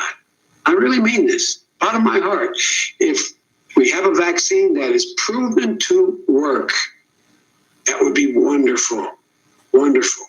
But I tell you what, using pressure on our scientists to try to change their opinion or to loosen up what they really think is a big mistake, and it undercuts everything about, Franklin Roosevelt, to paraphrase him, during the Depression, he said, look, tell the American people the truth. They're tough. They can take it. When you don't tell them the truth, and then you're suggesting something that could help, they're not likely to accept it. So this is a really important thing, be so irresponsible as they've been. You see, he's still giving them credit for maybe wanting to do what's right for the country and just not knowing how. But I'm not giving them that credit because I'm looking at the evidence. He's feeling his heart. He hates to think that so many who look like him are actually trying to destroy his country. I hated to think that myself when I saw so many who look like me trying to seemingly destroy the nation of Islam and to cause us to not believe in the Honorable Elijah Muhammad anymore. But I soon realized that you can't lead with your heart. You have to lead with your head. That's why I call them out now. That's why I say this. I understand what happened and how it had to happen. And that is a consolation. It's just like I understand slavery. Slavery had to happen. The scripture says it must needs be that offenses come. But woe unto that man by whom they cometh. It had been better for that man that he had not been born.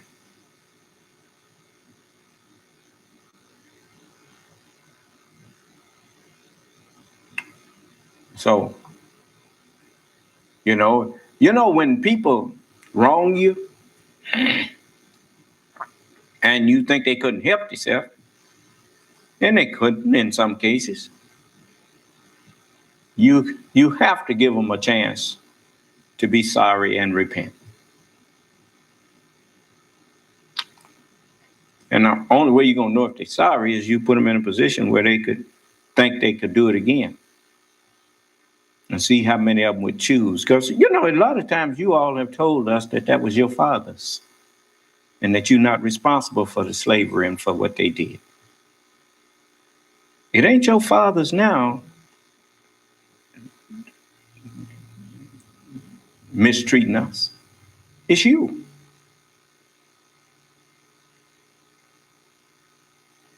But I do see a lot of white people speaking out. And you shall in no way lose your reward. Not with me. For speaking out and going out and acting to try to put a stop to the wrongdoing of so many white people that's just like you, but are so different than you. That's one of the reasons I say to my people,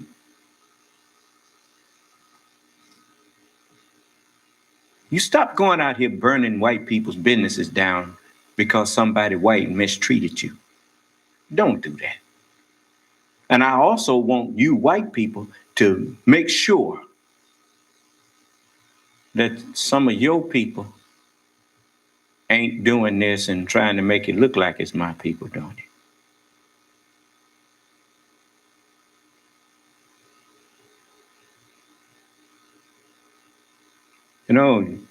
It seemed like this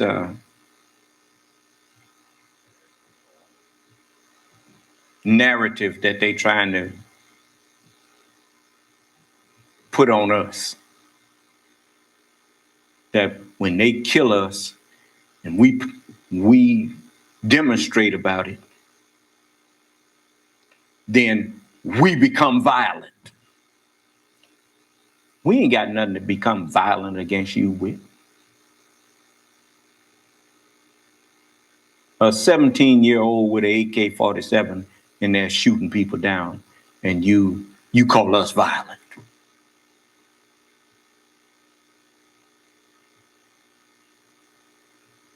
You gonna answer for this stuff. It is written, vengeance is mine, saith the Lord. I will repay. Now you done seen an example of what can be done to you. You seen a white man go up in a hotel with weapons and shoot down a bunch of white folks. You sure you want to keep this road you on?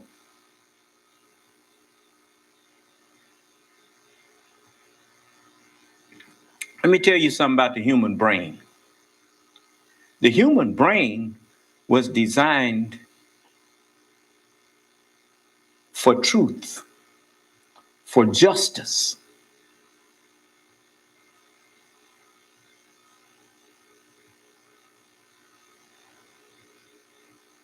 Okay.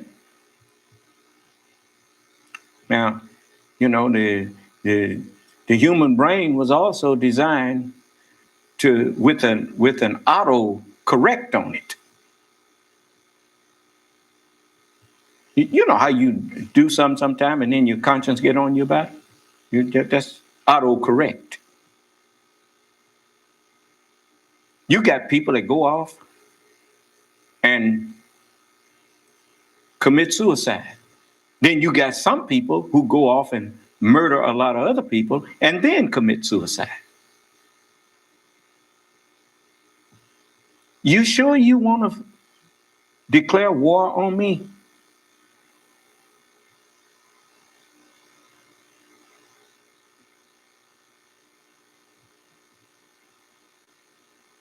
All right. I didn't start it. And look at all the jobs lost. Mr. Vice President, finally, I want to. I'm sorry, I apologize. The satellite delay, it's always a little tricky here. Nancy Pelosi said something today about the debates that I wanted to play for you. I myself, just don't tell anybody I told you this, especially don't tell Joe Biden. I don't think that there should be any debates. I do not think that the President of the United States has comported himself in a way that anybody should, and that has any association with truth, evidence, data, and facts. She knows that Joe Biden is so big-hearted that he's not going to get into no what you call mudslinging thing with Donald Trump. And she knows that Donald Trump is a person without any scruples at all. And the people who support him pretty much are the same. And so she was simply saying that, you know, trying to have a civil dialogue with Donald Trump is like trying to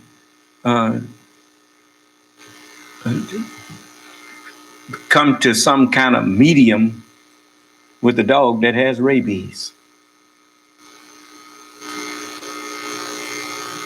But Joe Biden, you know what the one thing about humble people, I've seen humble people, you know, and you know, it reminds me a lot of, you know, with myself. I don't go around going for bad. You know, people meet me. You hardly ever see me raise my voice to anybody unless I'm up at this forum here and I'm teaching. Other than that, I speak to people and leave them alone because I don't want nobody to get the idea that I'm somehow trying to make myself above them. There's not. It's like that. To be superior to one's fellow man is not. There's no nobility in. I was thinking about Kingsman. They done played that, and I'm glad they keep replaying it. So I think I finally remembered it properly, where the teacher said to his student, he said, to be superior to one's fellow man is not nobility.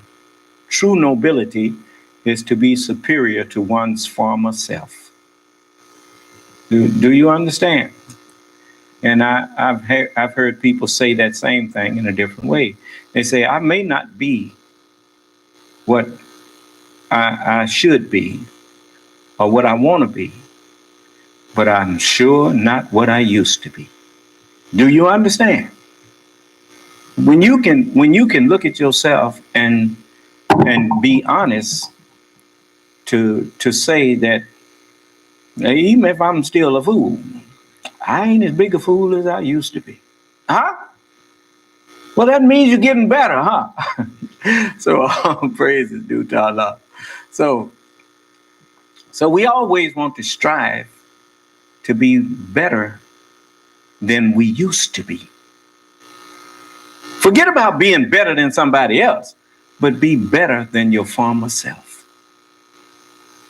And if you can see that you are becoming a better person than you used to be, then that's what really matters.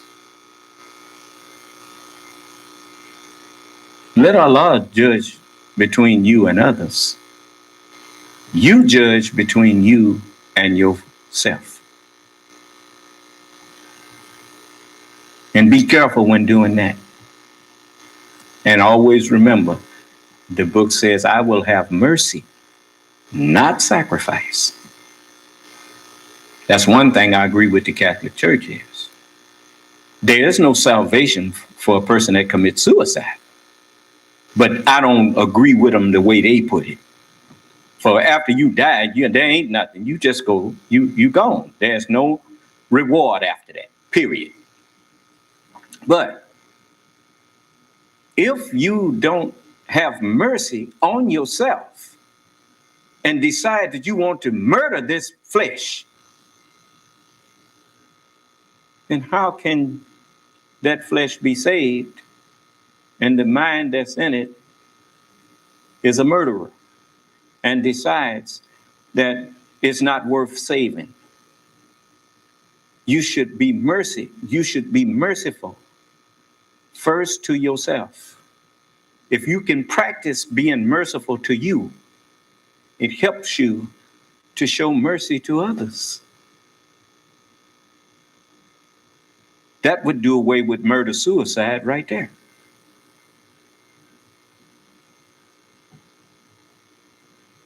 But people who sit back and watch murder done to us and seem to condone it.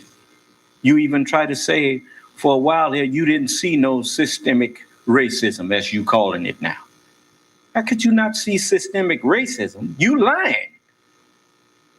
How could you not see it when you the one was a racist and you enslaved us, and then you set up this system while we was your slaves? Even if when you decided to give states, when taking your census, you said, well, now look, now you got all these slaves here.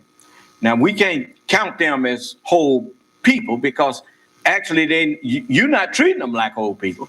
So we will give you 3/5 of a human being. So so many of them, when you get, say if you got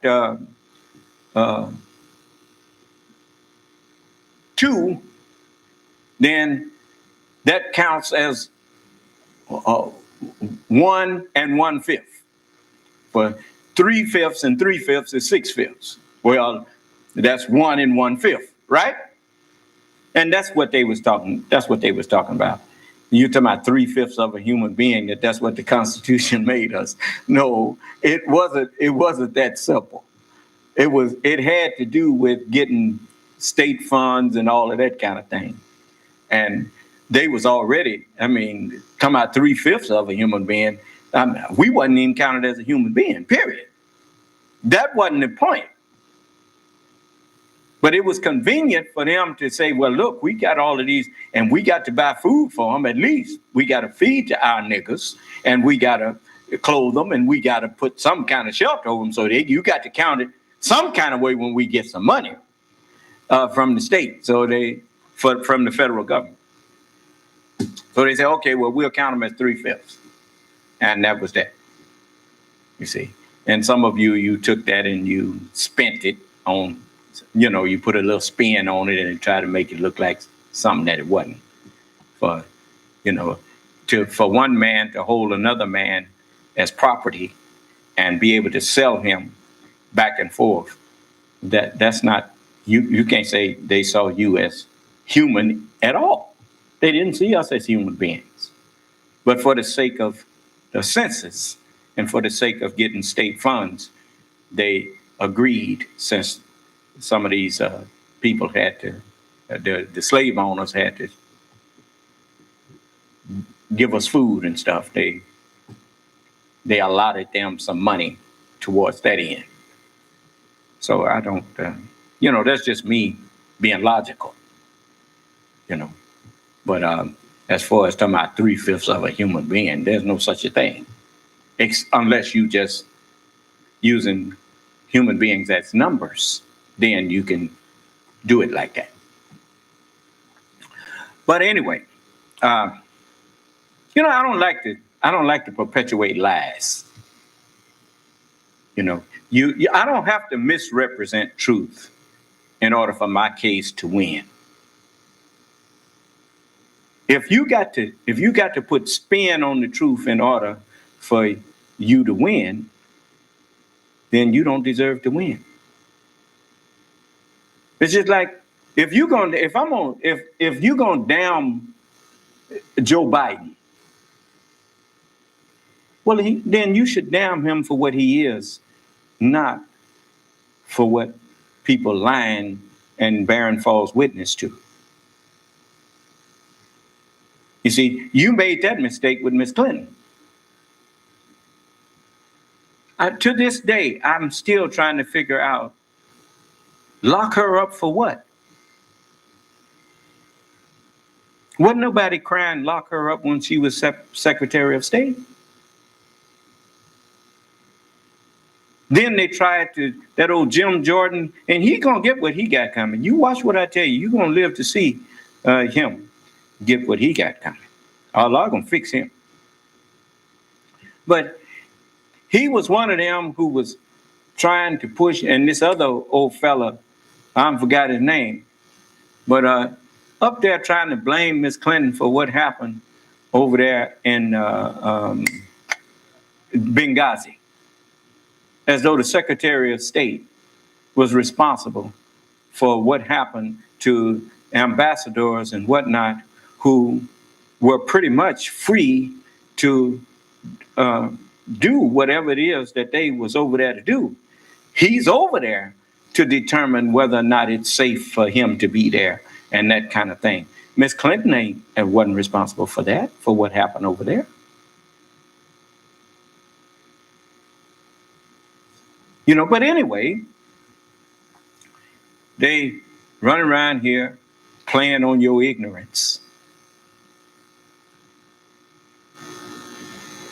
That's like saying that when that pilot crashed, that co-pilot crashed that plane, that it was the pilot's fault for leaving him in there. It was whatever airline it was it TWL, whoever it was. I don't know which one it was.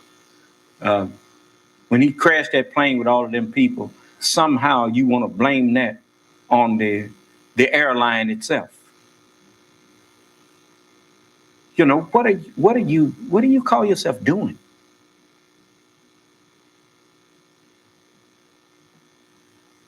Ain't no wonder God's word said, thou shalt not bear false witness against thy neighbor.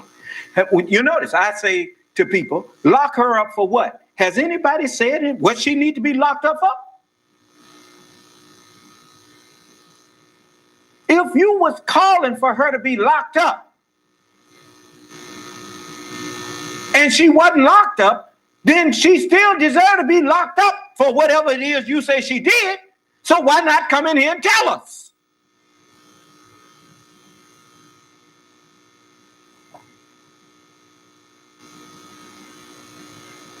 The very one who was hollering Mike Flynn, he said, yeah, lock her up, lock her up. And who wound up pleading guilty to something that he needed to be locked up for? I didn't hear you. The very one that was hollering lock her up, huh?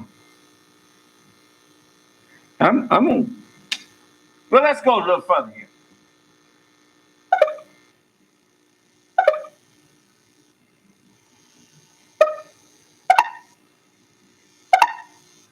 We've only just begun to assess the damage brought about by Hurricane Laura in Louisiana, which made landfall early this morning as the most powerful storm to hit that state in more than a century. State search and rescue crews and National Guardsmen have begun moving through the hard-hit coastal areas, but those efforts have been complicated by a chemical fire at a manufacturing plant near hard-hit Lake Charles.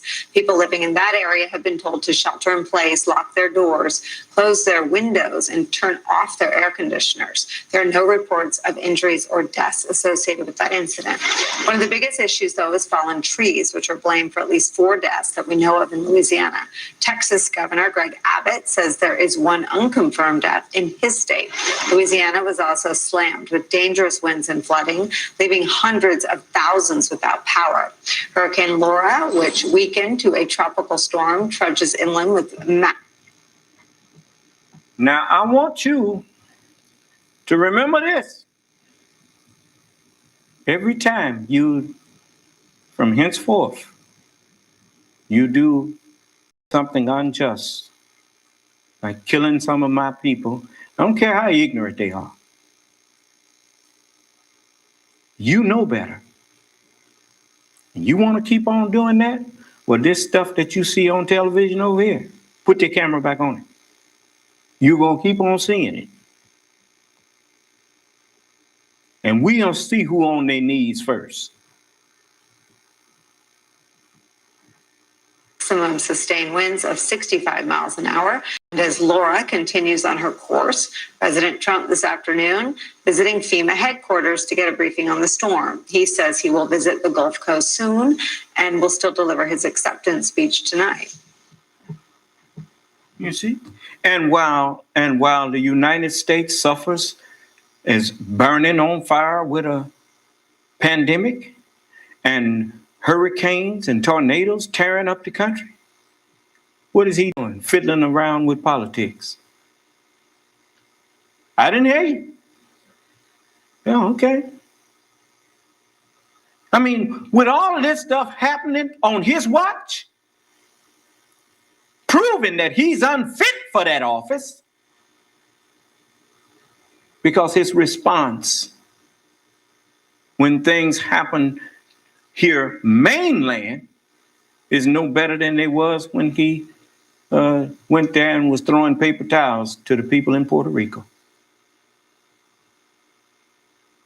Somebody he gonna visit there or whatever. He shouldn't be nowhere talking about no election or nothing else. He should be busy talking to FEMA. Instead of taking billions of dollars out of FEMA, he should be putting more in there to help them to meet the needs of those who have been devastated by this natural disaster. Just wait, look. I was actually prepared to postpone the speech tonight and make it on Monday. I was going to Texas. I was going to Louisiana. Look at his body language there. Got his arms folded. scared. I mean, Miss Harris put that right. Kamala Harris. That's a man who's he don't know what to do. Huh? It's like a child sitting off in the corner somewhere. I ain't gonna do nothing. I'm not going. He's scared.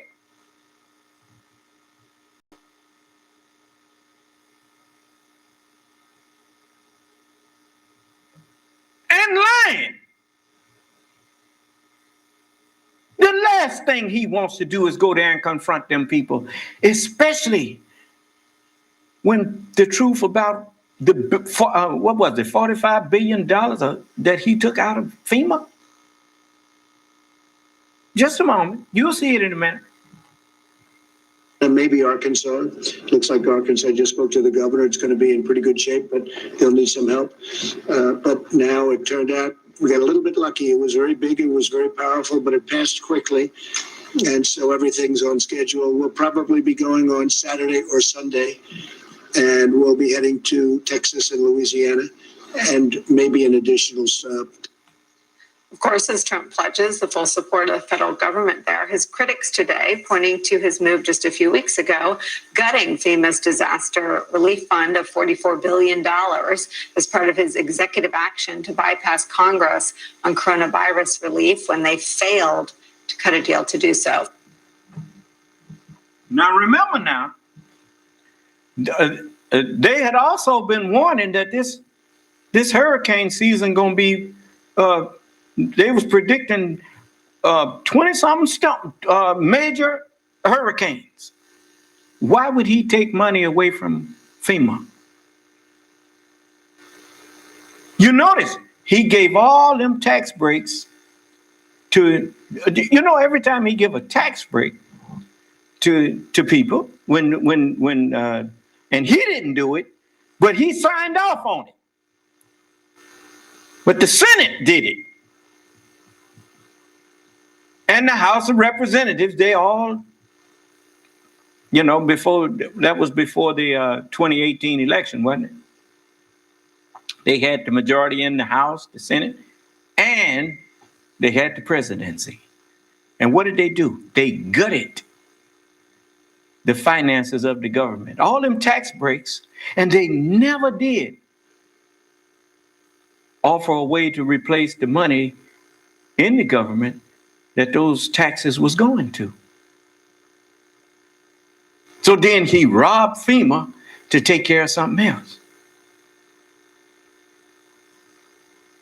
But he never should have gave them tax breaks away without being able to replenish that money some kind of way through some other means of taxes or whatnot. You can't just gut the government's means of income, but he's doing what Grover and them said, downsizing it. You saw a result of the downsizing when all them Floridians was trying to apply for unemployment and was weeks and weeks and still hadn't heard nothing back about when they was going to get their unemployment because they've been gutting the government. And you've been patting them on the back for it. It remind me of what happened to the Nation of Islam. W.D. Muhammad was in there just wreaking havoc. And all that was helping him and patting him on the back for what he was doing. And he even told them the temple ain't got no business in business and started shutting the businesses down. That was jobs that was being created for believers. And then after he shut it all down, he said, well, believers need to go in business. And so he just cut the businesses down.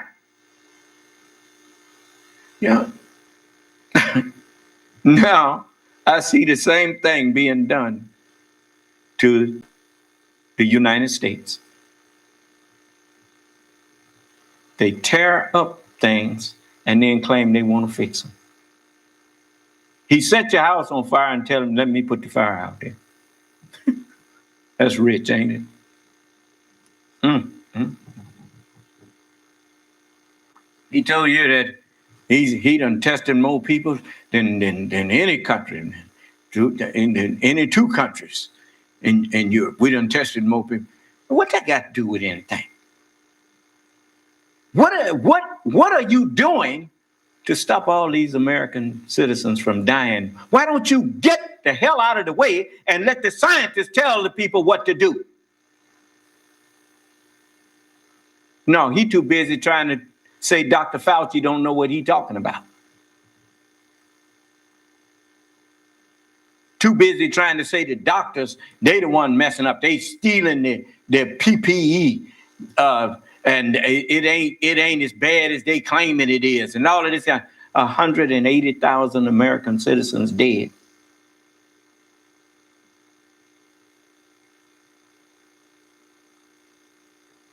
And you talking about give him 4 more years. It would serve you right if he did get back in there. If it wasn't for so many, as the messenger said, the white Muslims in America, I'd get out the way. I'd help him get back in there. Just to fix you.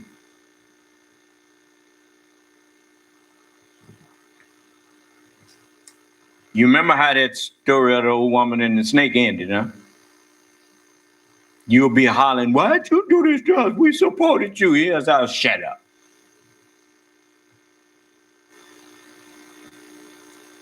You know that was a snake when you put me in there. That's what he'll be telling you. Huh?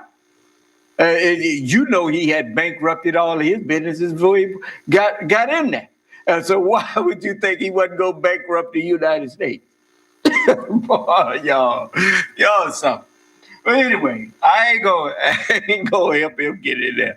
I'm going to see if I can help Joe Biden get in there and turn this stuff around.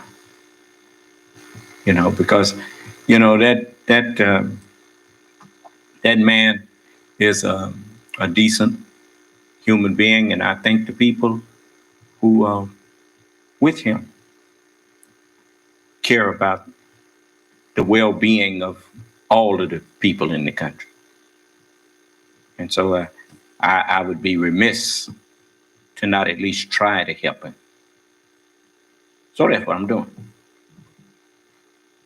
More on that and how it's looking on the ground. We'll go to MSNBC's Ali Velshi. He's out in Denton, Louisiana. Ali, how are people doing? Tough around here. I have to say, I rode the storm out in Beaumont, Texas, about half an hour, 40 minutes west of here. I'm now on the eastern part of the Texas-Louisiana border. I'm in western Louisiana. It's not that far, but boy, the damage is something around here. In fact, just up the road, the damage to a neighborhood looks more like what you'd see in a tornado than a hurricane. Now, of course, this was a very strong hurricane, so you do see that kind of damage, but massive power outages. As you said, there have been a few deaths in Louisiana and one that is not confirmed in Texas. Texas got the easier part of this thing, but these 150 mile per hour winds and the storm surge into Louisiana has caused damage for hundreds of miles up the coast. I'm on I-10 right now, and I'm actually looking. I've been seeing a number of electrical bucket trucks that are moving back and forth to try and restore power. I've also seen a number of vehicles with generators on them, industrial-sized generators going back and forth under police escort. And it's down this direction on I-10 east toward Port Arthur, about 30 miles from here, where we've got that chemical spill. As you know, Nicole, this area is called the Golden Triangle between Port Arthur and Beaumont and going out to Lake Charles. A lot of refineries, the Strategic Petroleum Reserve, a lot of natural gas, a lot of chemical plants. So that's always a massive concern. About 85% of the Gulf of Mexico workers. Now, if this don't teach you nothing else, it teaches you that in less than 24 hours, your country could go from serene to devastation.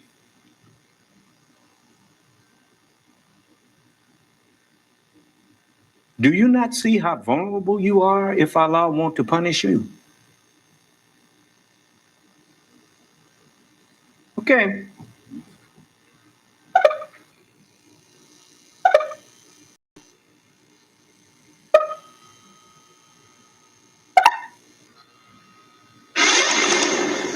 Just hours before Donald Trump officially accepts the Republican nomination, support is snowballing today among former Republican staffers for Republican presidents and presidential candidates for president.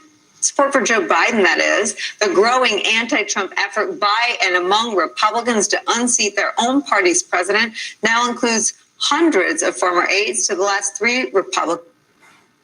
You know what they say about hindsight. Too bad you didn't have vision enough to see before you needed a pound of cure that you should never have gotten on that Trump train in the first place.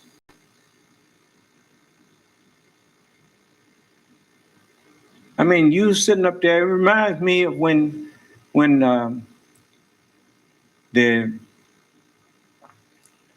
that part in the Tuskegee Airmen where they was headed headed to the someplace, and they were sitting in the train, and some German prisoners of war was brought on there, and they made them black men give up their seats for the Germans.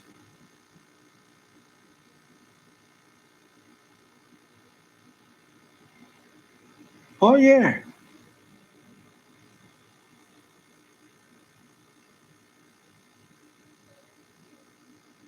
You know, you got some terrible history. Now, you got on that train with the Ku Klux Klan. You saw them endorsing Donald Trump, and you saw him accept their endorsement. You saw him being endorsed by all of these skinheads and white supremacist groups. And don't say you ain't never believed in white supremacy. Yes, you did. You told us first, you said Jesus was God in the flesh. And then you go down the street and ask somebody, do they want to be Jesus? And here you are. There's your white supremacy right there. Sanctioned by the church. I didn't hear you. Now, you got people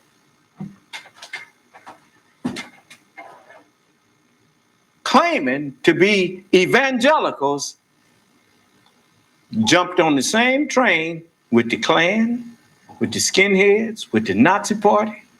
All of them got together and supported Donald Trump. And many of them still doing it.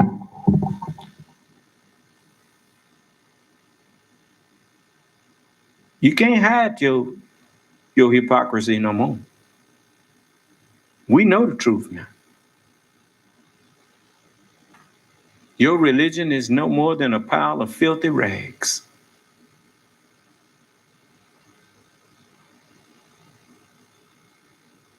That's all.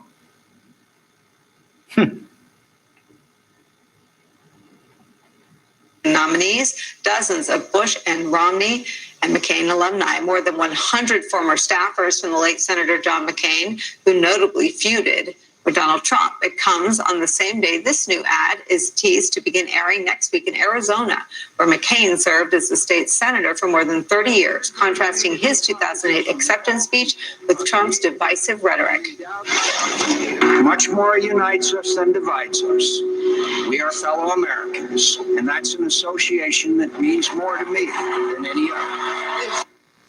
And you know, what he was saying was true.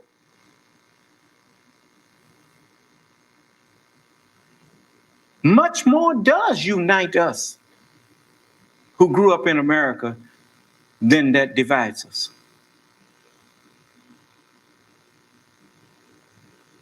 Why?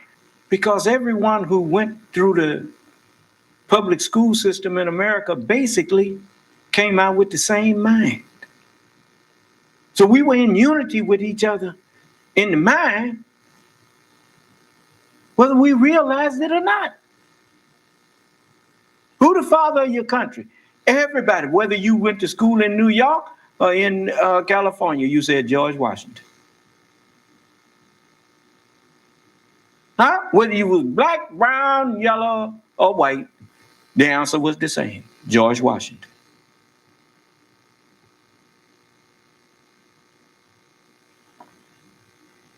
You go into any branch of service, you see a multiracial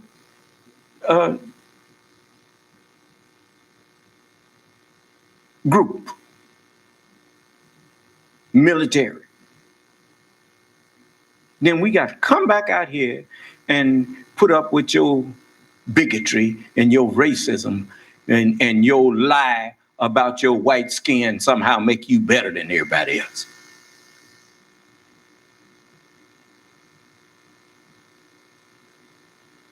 And the proof that you know it's a lie, if it was true, you wouldn't have to tell nobody that.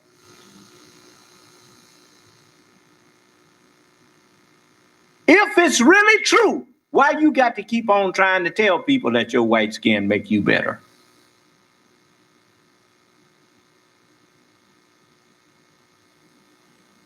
I mean, if I wanted to get in better skin or all that kind of thing, I could ask you, well, if that's so, why you got to put on skin block when you go out in the sun? Why is the sun your enemy?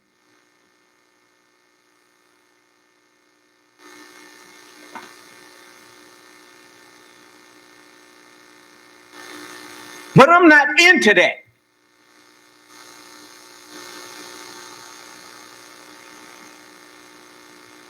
I know why I'm black. It's because I'm everybody's daddy.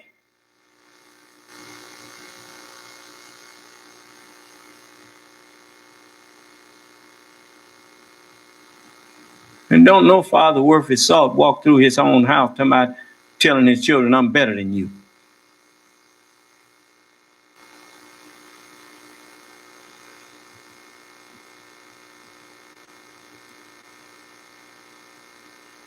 In the world, I'm better than you. No. We're family. And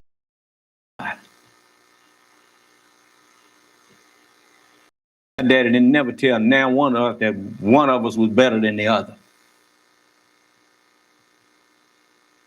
Until it came to our behavior. Then he may tell one, you about low down, boy, you so low down, and then he'd tell us off. But it wasn't because of what we looked like. It was because of what we was doing.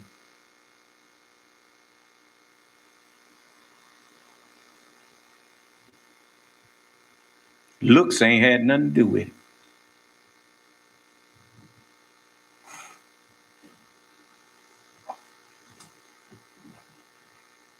They're not happy here. They can leave. They can leave, and you know what? People won't miss them. We're dedicated to a proposition that all people are created equal and endowed by our Creator with inalienable rights. They're bringing crime, they're rapists, and some, I assume, are good people. I worked on that McCain speech. Joining us.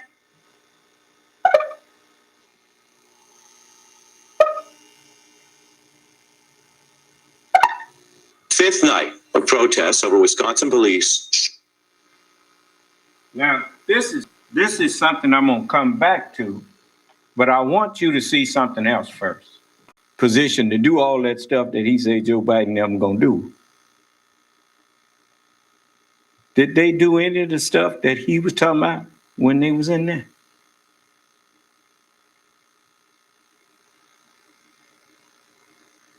Now, just wait a minute. No one will be safe in Biden's America.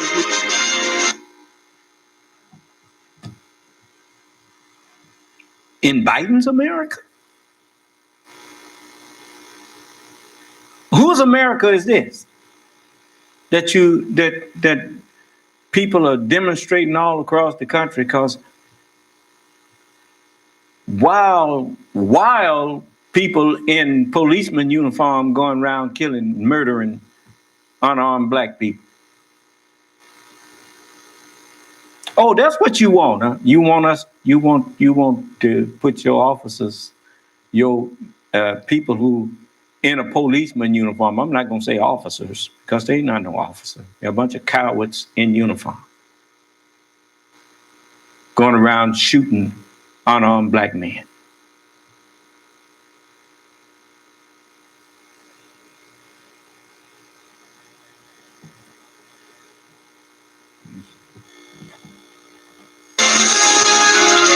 The president tonight painting himself as the law and order president. With us again tonight is John Meacham. Democratic National Convention. Didn't see him on the docket of speakers tonight. He's also the author of the new book, His Truth is Marching On, John Lewis and the Power of Hope. Brand new, revealing portrait of the late congressman, which is just out now. We'll come back to that maybe. There's something else I wanted to find here, if I can find it. Is right. Biden's point today.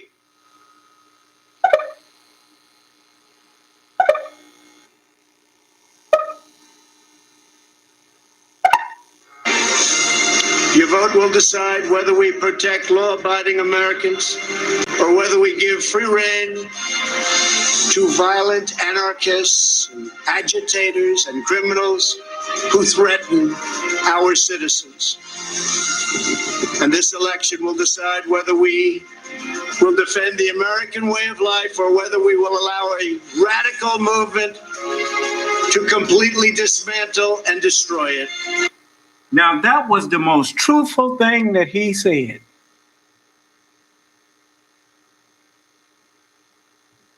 I'm going to play that part again.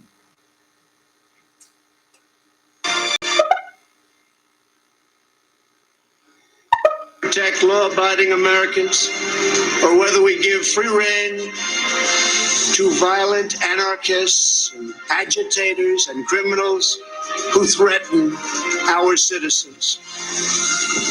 And this election will decide whether we will defend the American way of life or whether we will allow a radical movement to completely dismantle and destroy it. Whether we will allow a radical movement.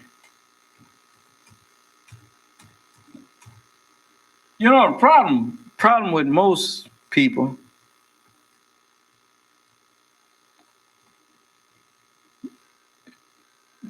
they listen not for what is being said, but they listen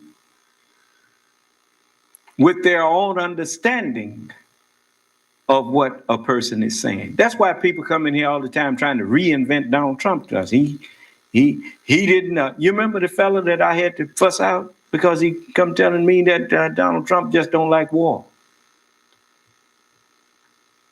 trying to suggest that that's why he didn't go into the military.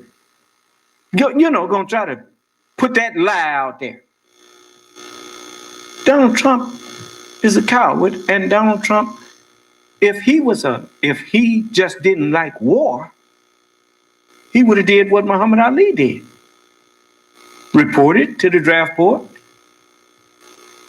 and just told him, look, I don't agree with what you're doing. I will not go and fight and kill other human beings for you.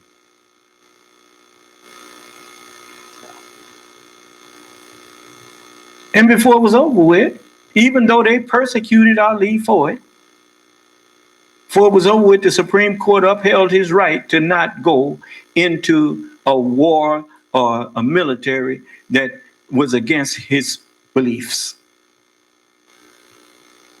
that violated his religious principles.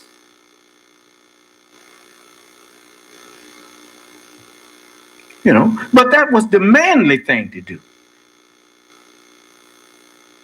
Donald Trump didn't say he was against war. He said he had bone spurs. Didn't he? Now, this liar want to come in here and prop up another liar. And I don't appreciate you insulting my intelligence like that, brother. Now listen at Donald Trump tell the truth. But he projected what he's guilty of, or trying to project what he's guilty of, onto Joe Biden, but he didn't hear himself. Now, listen to what he said.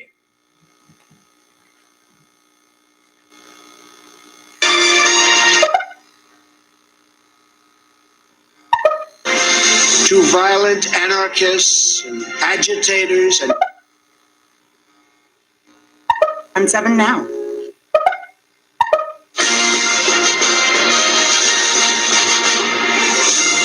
your vote will decide whether we protect law-abiding Americans or whether we give free rein to violent anarchists and agitators and criminals who threaten our citizens. And this election will decide whether we will defend the American way of life or whether we will allow a radical movement to completely dismantle and destroy it. Let's look up radical. Radical. Arising from or going to a root or source, basic. 2, departing markedly from the usual or customary. Extreme or drastic. Who's the one that's radical? Have you ever seen a president that was incumbent using the White House and the State House for what he's doing? Have you ever seen a Secretary of State do what Mike Pompeo just did? Going over there to Israel campaigning, speaking at a campaign rally to try to keep the president in office like he's his henchman or something. Have you ever seen an attorney general do what you see Barr doing? Attorney General William Barr. Have you ever seen an attorney general act like he is the president of the United States personal lawyer?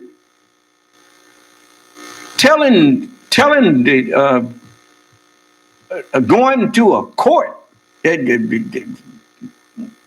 telling them to drop charges against somebody who done already pleaded guilty. Huh? Have you ever seen a president openly attacking the FBI and the CIA and accusing them of not being trustworthy, while listening to somebody who used to be part of the KGB, which is the equivalent of the intelligence service of Russia? He thinks more of the intelligence service of Russia than he does of the United States. Have you ever seen a president, when he first take office, allow Russian press into the White House and tell the American press they can't come in? Had you ever seen that before? Or is that a market departure from the usual or what is customary? Have you ever seen a president and a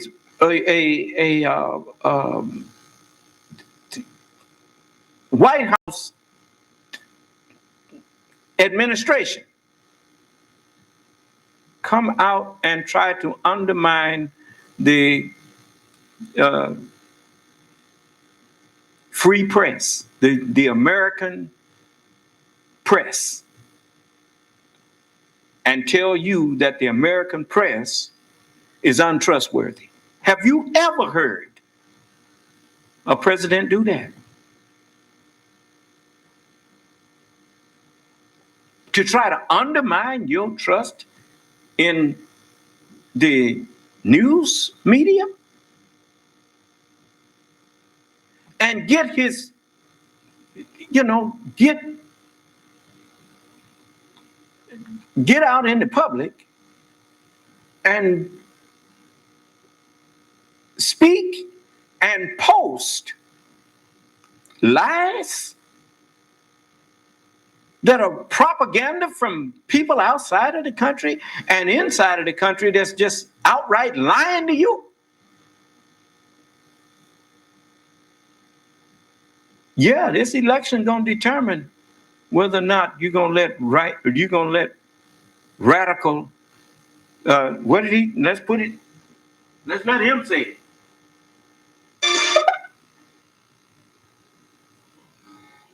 What will decide whether we protect law-abiding Americans or whether we give free rein to violent anarchists, and agitators, and criminals. Violent anarchists. Why did that young man come down with a AK-47 with murder on his mind, thinking that, he don't feel like the police is enough. He need to come there and shoot him somebody. Anarchist, someone who does not actually, he claimed he was there to support Blue Lives Matter, right? Oh yeah? Do you know what code blue mean in medical terms? It means somebody is at death's door. The policemen are not blue. The policemen are white, black, brown, yellow. They just have on dark blue uniforms. Do you understand? That's a uniform. That's not a person.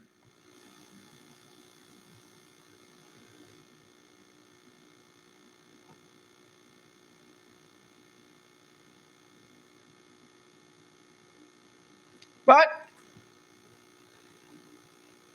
he said this election going to decide whether we're going to let radical anarchists take over or not. Well, he's the radical anarchist.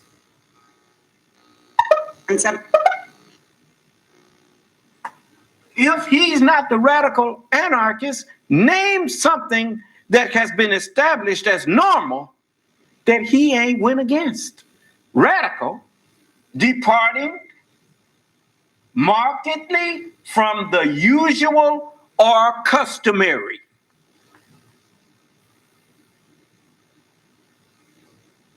Has he not departed from what's usual for presidents and customary for any administration of the United States government that's in the executive branch? He done departed from all of that. That's called radical. And this election is going to decide whether you're going to condone that or you're going to preserve the republic that you were given 200 and some odd years ago.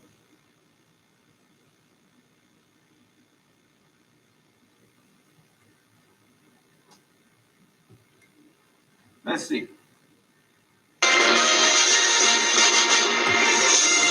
Your vote will decide whether we protect law-abiding Americans or whether we give free rein. Law-abiding Americans. Doesn't the Constitution give people the right to peaceably assemble and demonstrate and ask the government for redress of their grievances? Huh? They weren't breaking no laws there. Who was breaking the law?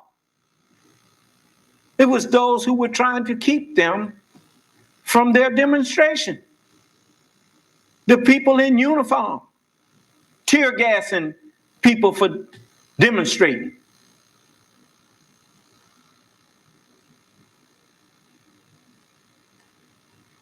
Listen. to violent anarchists and agitators and criminals who threaten our citizens. And this election will decide whether we will defend the American way of life or whether... What is the American way of life defined in?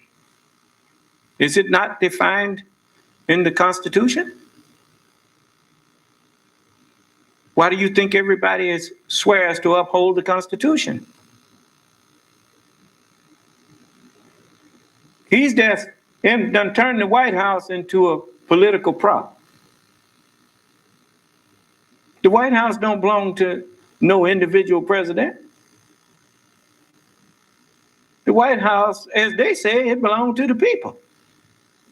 Now he got them done fenced. It ain't enough that White House got fenced up there already. He got barricades and stuff all up there like it's some kind of king's castle or something.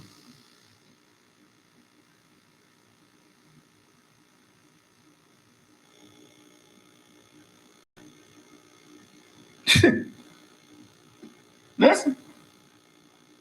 We will allow a radical movement to completely dismantle and destroy it. What kind of movement is the Trump movement? Is it normal or is it radical? I want some of you all to come in here and tell me what's normal about it. He described it. Are we going to let a radical movement destroy what America stands for? Is Joe Biden and what he's doing a radical movement? Or is Donald Trump and what he's doing radical? Out of his own mouth, he's telling you what this election is about.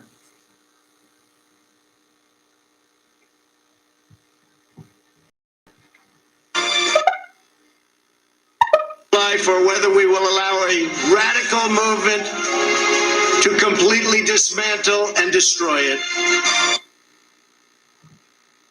So far, that radical movement has already came pretty far in destroying the American way of life. Give him 4 more years, it'll be gone. You talking about somebody trying to frighten you? I ain't trying to frighten you into nothing. You want to let him tear up your country? That's you.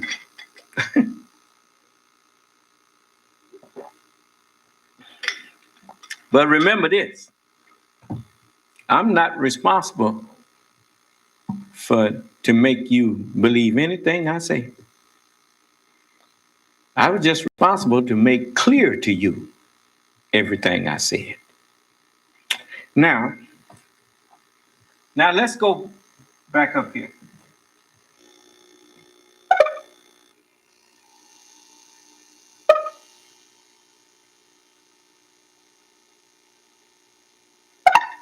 And if you are allergic to fish or shellfish, stop taking Visiba and seek medical help if you have...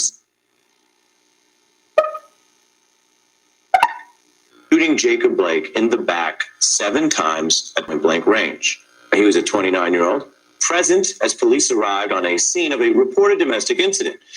And right now, we turn to a special report on the context and law regarding this disturbing incident caught on video. Blake was walking away from police, going into a car that reportedly had his 3 children. You see him there. And all of this went down within 3 minutes of police arriving at the scene. Our video there does not show Blake with a weapon or going towards police. There is a new report that states in the car there was a knife. The question, though, facing police is why they escalated force towards someone walking away from them. And there are systemic reasons that many departments operate with near impunity. Now, you all need to, if there's some extra airtime we can get, everybody needs to see this and hear this. So let's get it. Rarely are officers investigated, let alone charged for killing suspects. Wisconsin is one of 14 states that has special rules protecting officers from investigations into their conduct.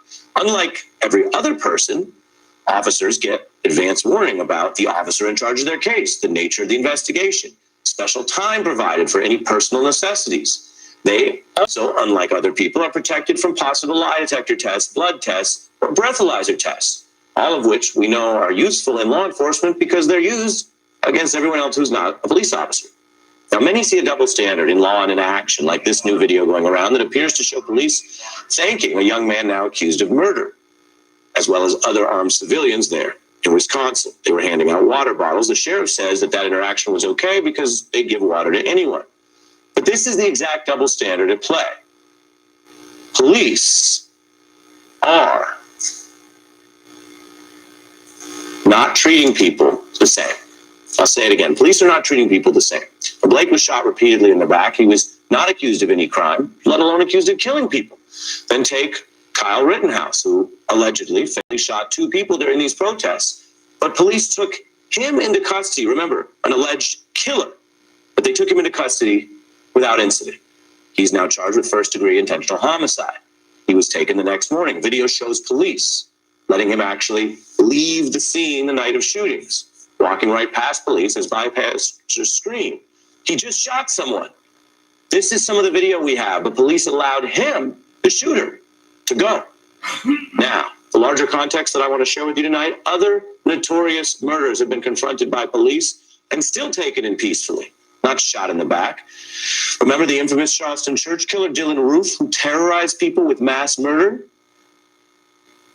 We are following a church shooting in Charleston, South Carolina right now. Now, before I let this continue to play, like I said, I'm not here to paint all white folks with the same broad brush. But those of you who find this amusing, those of you who think that it's funny to murder my people, I ain't gonna forget you. And neither are the forces that have been ordered to fight on my side. When you see them tornadoes, when you see the earth open up to swallow you, and while you going down right before you die, you're gonna remember my words that I spoke to you.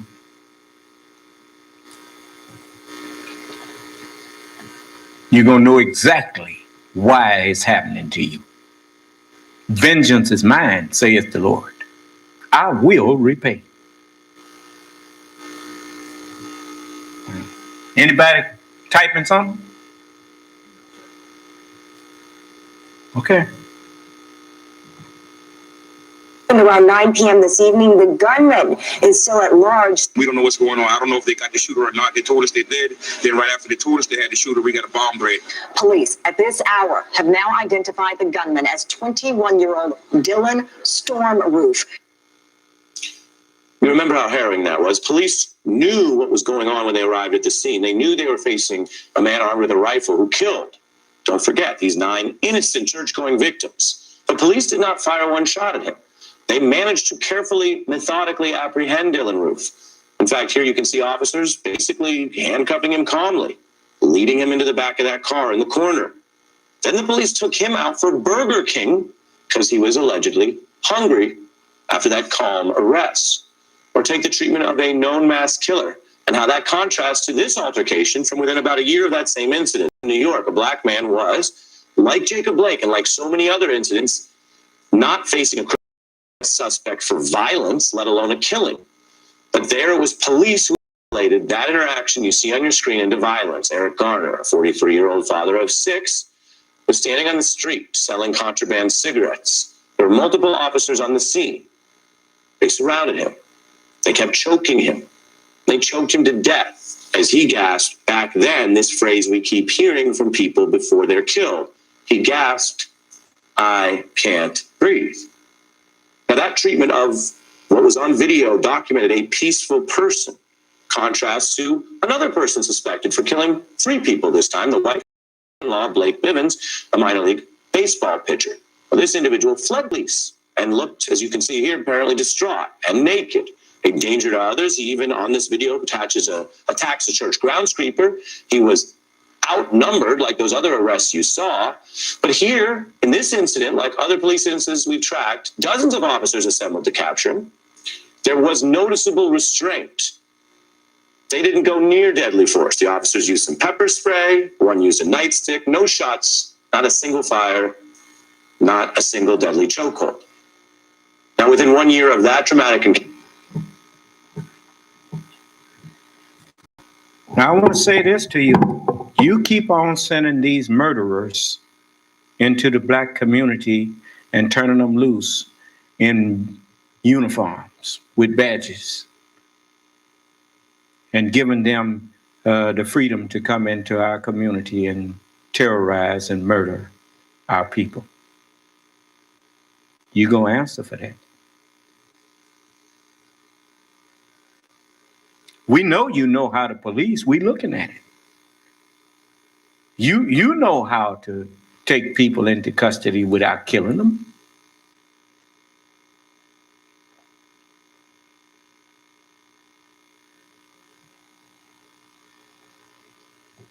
Okay. Americans then learned about that excruciatingly slow killing of George Floyd. Here he was beforehand. He was being walked out. He was not armed. He was restrained, but he was then held in that chokehold, pleading the same words, "I can't breathe." Floyd told the police he was claustrophobic and was afraid to get in the car, according to the arrest affidavit. So we know that from police. We don't have more information from Floyd because they killed him. It's an incident that, of course, has shocked many in America, not because it occurred. Police killings of civilians are frequent, but shocking because, like the Blake interaction, was caught on tape. It's an incident that... I want to make sure you read that there. Washington Post, 4 years in a row, police nationwide fatally shoot nearly 1,000 people.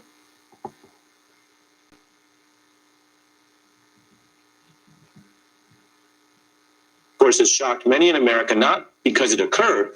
Police killings of civilians are frequent, but shocking because, like the Blake interaction, was caught on tape.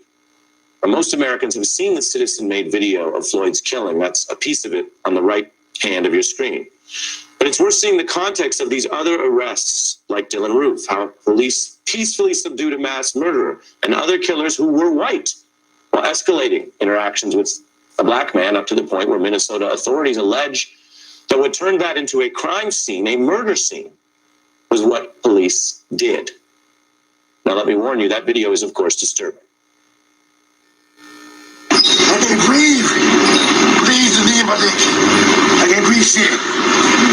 Bro, get in the car, man. I will. Get in the car. I can't move. They tell him to get up and get in the car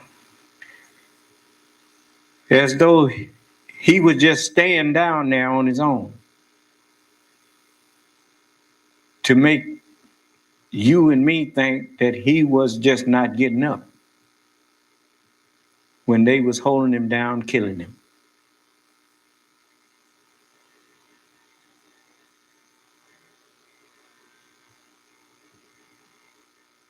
Well, you know you're working out of time now. That's why so many of you losing your minds. See, in order to support Donald Trump, you got to already be half crazy. Because to see what he's doing to the United States of America and you still supporting him shows that you really ain't got all of your marbles. There ain't gonna be no United States pretty soon.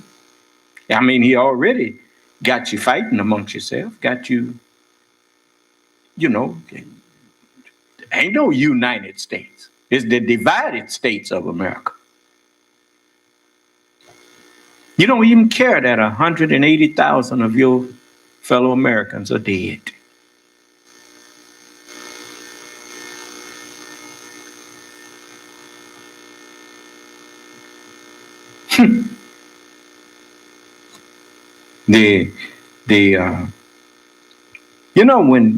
One of the quickest ways you can tell when somebody don't respect you is that they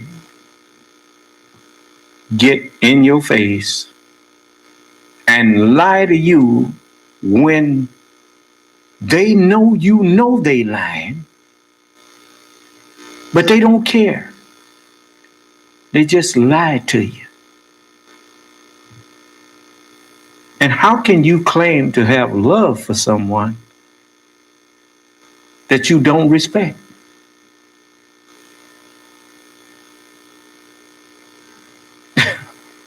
Mm, mm, mm. The only one I ever heard Donald Trump say he loved, he said, I love the poorly educated. Yeah, he definitely loved them. Because the less education you have, the easier it is to lie to you.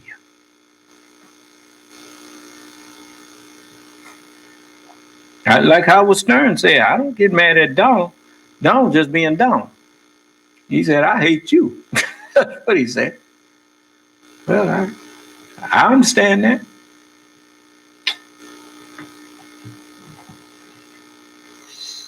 Get up and get in the car. George Floyd literally could not move. He couldn't breathe. And then he was killed. Now, this is the double standard. This is the inequity. This is what protesters are protesting, the racism. But what about the law? Well, some people emphasize, well, these people, some of them, apparently were resisting arrest.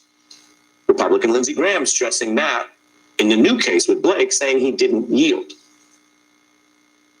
I don't know what happened there. Let's find out. It's dangerous being a cop. I don't know why the gentleman didn't yield when he was asked to yield. I don't know what the facts are. Now, people say fleeing the police is illegal. And it is.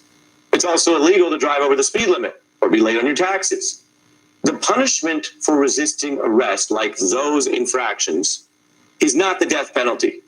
Not in court, not in a summary execution without trial on the street by self-appointed state executioners. And you notice, not only is Ari Melber saying that, he showed you that the police know that. When they was arresting these white boys who were murderers, they didn't see no need to get violent with them. They handcuffed them and took them in, right? When that one naked man was running around, they let him run around and whatnot. They didn't wrestle him to the ground. They didn't beat him with no club. They eventually arrested him and took him in. But when it come to us, they send murderers into our community and put a uniform on them.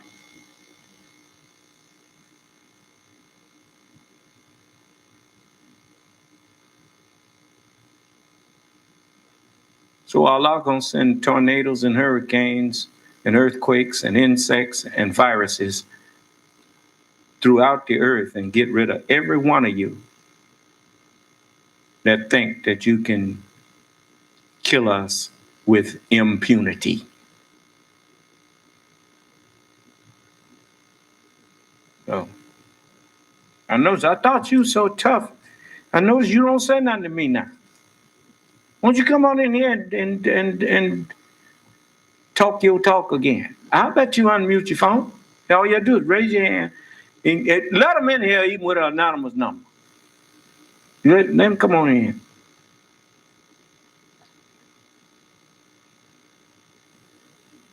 Yeah, I'm not scared of nothing you got to say.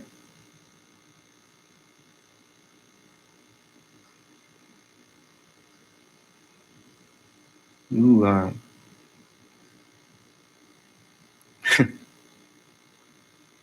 or you just don't know. You just don't know.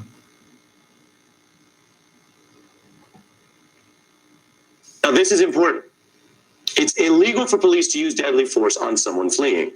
Under the law, they may only use such force if that person possesses the actual ability to kill or gravely injure people, the police or other people around. They have to have evidence of that.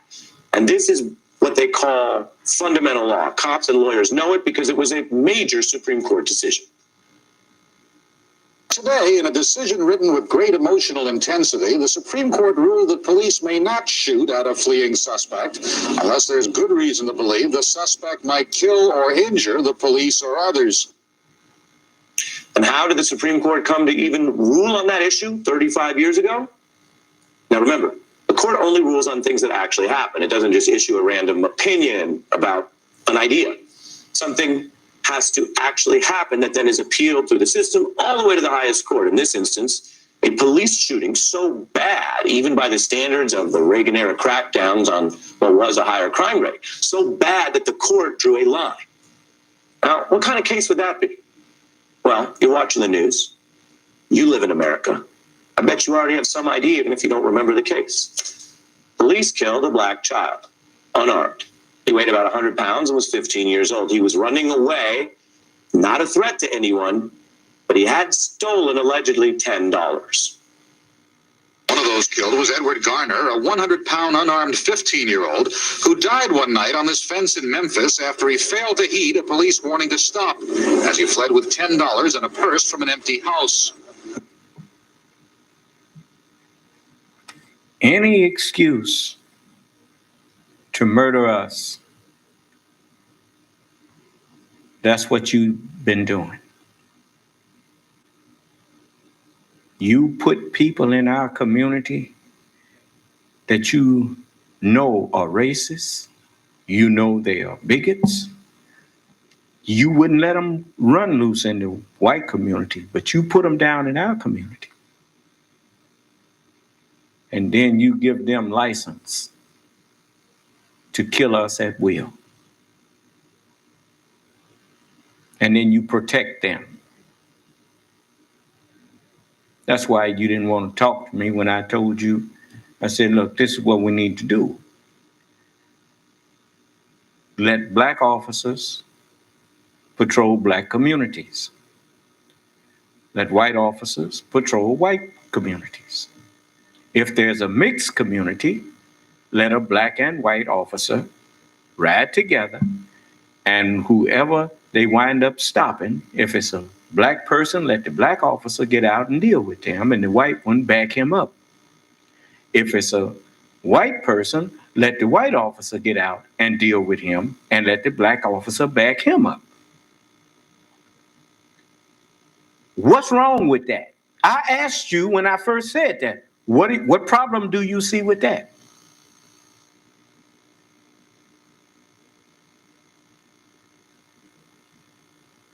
But then you couldn't turn so many murderous white officers loose, or white murderers are loose in the black community, because that black officer with him may detect that he ain't about nothing and tell him, hey man, you got to get out of here.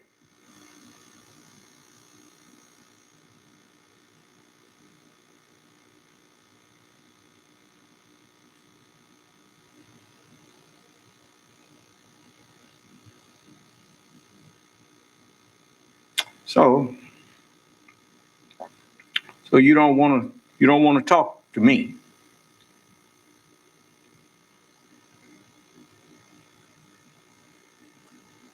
You notice they talk to Jim Jones. They talk to David Koresh. If I'm another one of these crazy folks, why they don't want to show you? I'm the only other one that they did like this was the Honorable Elijah Muhammad. They didn't want to talk to him.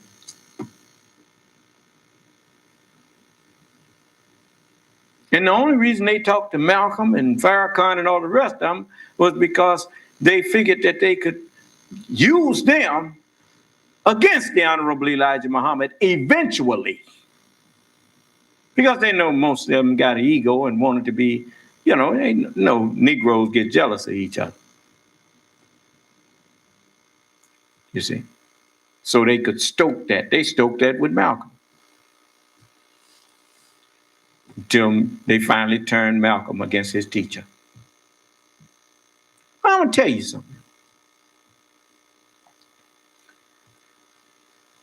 Everything that you did and everything that you do from henceforth, you're going to give account of it. Do you not see that there's some, just like I want to thank MSNBC. I thank you. And I mean that from my heart. I thank you for putting this out there.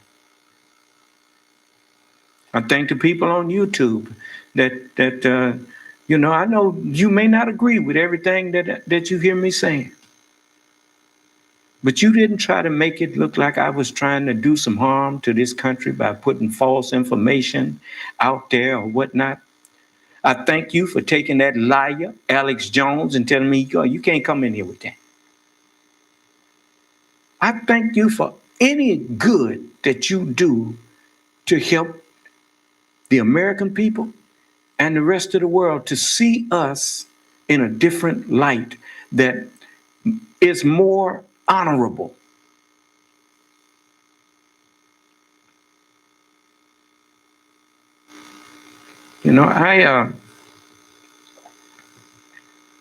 I think it is very irresponsible for the airways of America to be used to cause the American people to do harm to each other. Purposely. That's what Fox News does. Stoking the fires of racism.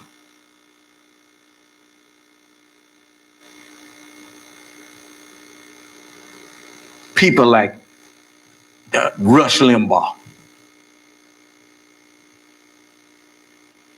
who do anything for money, say anything for money, have no loyalty at all to their country that made them rich.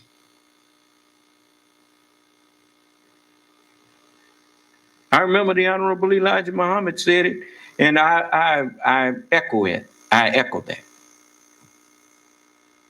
He said, I respect the American government and I will not go to their enemies seeking help. I don't need them.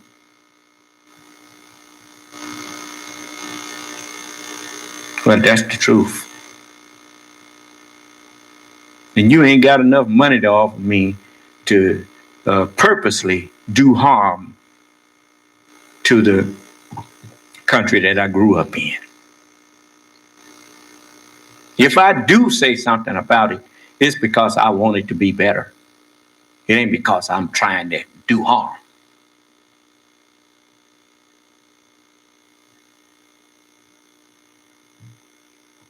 You're some wicked people.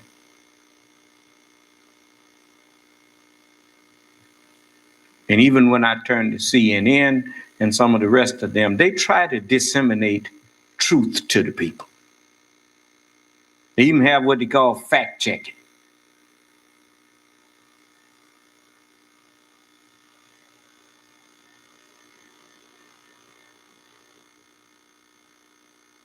And try their best to tell you, sometimes when they're dealing with this administration, they lie so much that you just ain't got time to fact check everything. They just lie.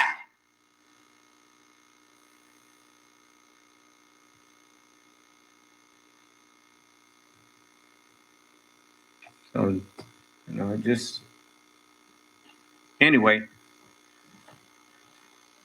I don't see no reason why they should have shot him. No reason whatsoever. No reason. $10. 15 years old. That was too much even for a Reagan-era Supreme Court all those decades ago. Now, it's as illegal today as it was then when the Supreme Court ruled it. That's the law.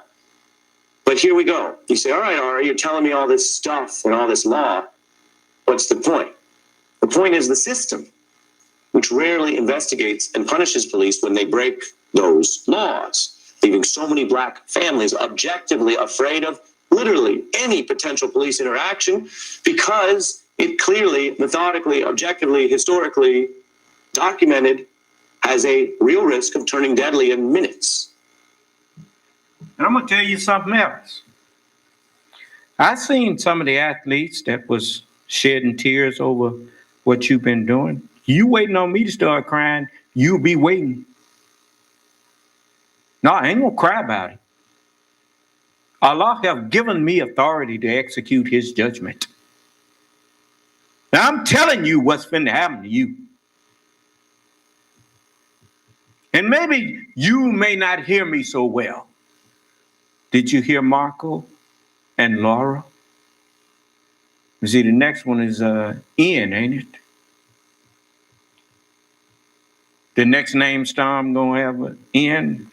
Maybe they'll call it Norma. But anyway, you got it coming. No, sir. I done cried out. And I'm gonna wipe the tears away from my people. No, don't cry.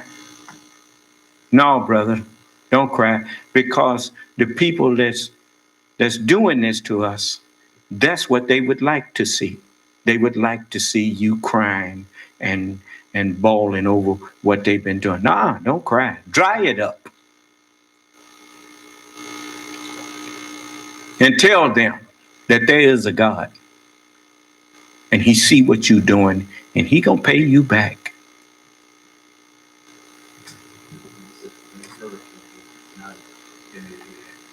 Nana? That's what people call some people call their grandmother that. Nana. Yeah, well, Norma, Nana, that's fine too.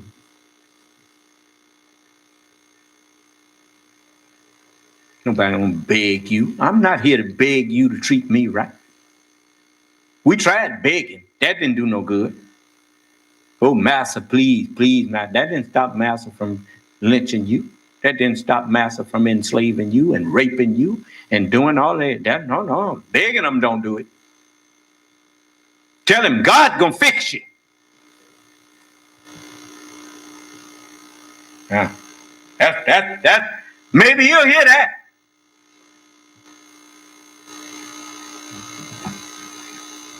Now we're watching a Republican convention this week that's pressing an argument that it's suburban America and white Americans who should be afraid.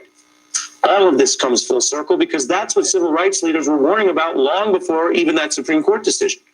You can go all the way back to the 1960s when Stokely Carmichael addressed how white fear can drive police brutality. White people would have to admit that they are afraid to go into a black ghetto at night. They are afraid. That's a fact. They're afraid because they'd be beat up, lynched, looted, cut up, etc., etc. That happens to black people inside the ghetto every day, incidentally. And white people are afraid of. You ain't never seen. I remember when I was growing up, white people didn't hang out in the black community at night. They knew how dangerous, what a jungle it was. They made us that way. Certainly they knew us. But they also put white policemen in the black community. So if they had to come out in there, they was protected. They had white police stations all throughout Watts. They had one in Watts and all of them was white. I remember.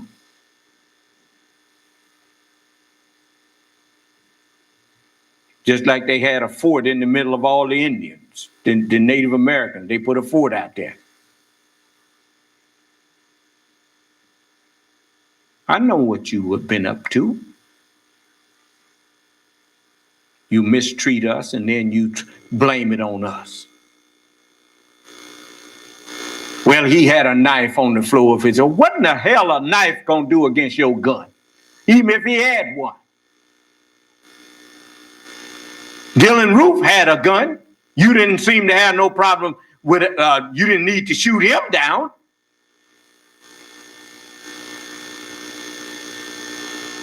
Tamir Rice had a toy pistol, a toy. You jumped out with your guns blazing. Lying to me, you thought he had a gun. Had he fired at you? Oh, I know what you've been up to. You are a murderer. You are of your father, the devil, meaning you are of the mind, your mind, the devil. In the lust of your mind, you will do. I remember once I was working at this gas station, and about across the street from Firestone police station on Manchester in Los Angeles. And it was around maybe 2 o'clock in the morning, but I was working graveyard shift. And so the police came in there patrolling. They drove up through the alley behind the gas station. And so I went over there, and they said, anything happening? And I said, no, everything quiet. And you know what he did? He snapped his finger. He wanted something to be happening. Now, I was much younger back then. That was back in 75. I was 24 years old. But it did. I mean, I was Muslim. I was, I heard the truth then. Then I understood. I understood that he the devil. He wanted something to happen so he could go kill something. They come in our community wanting to kill us.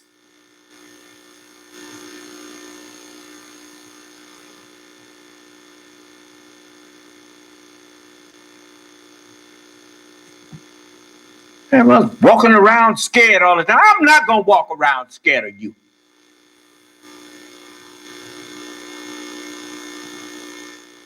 I'm so thankful Allah said, fear not.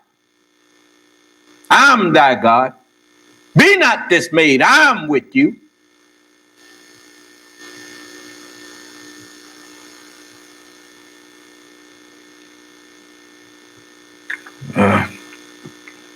And to my followers, you ain't got to be walking around afraid all the time.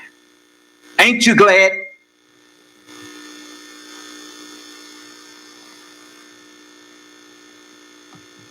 No. Walking around here scared of them. Why you scared of a coward?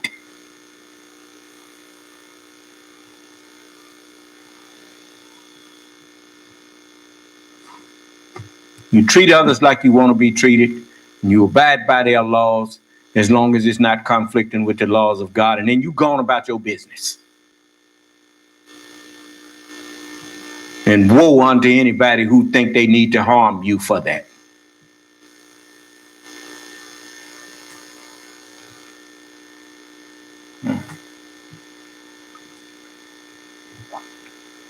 So this is the day of judgment.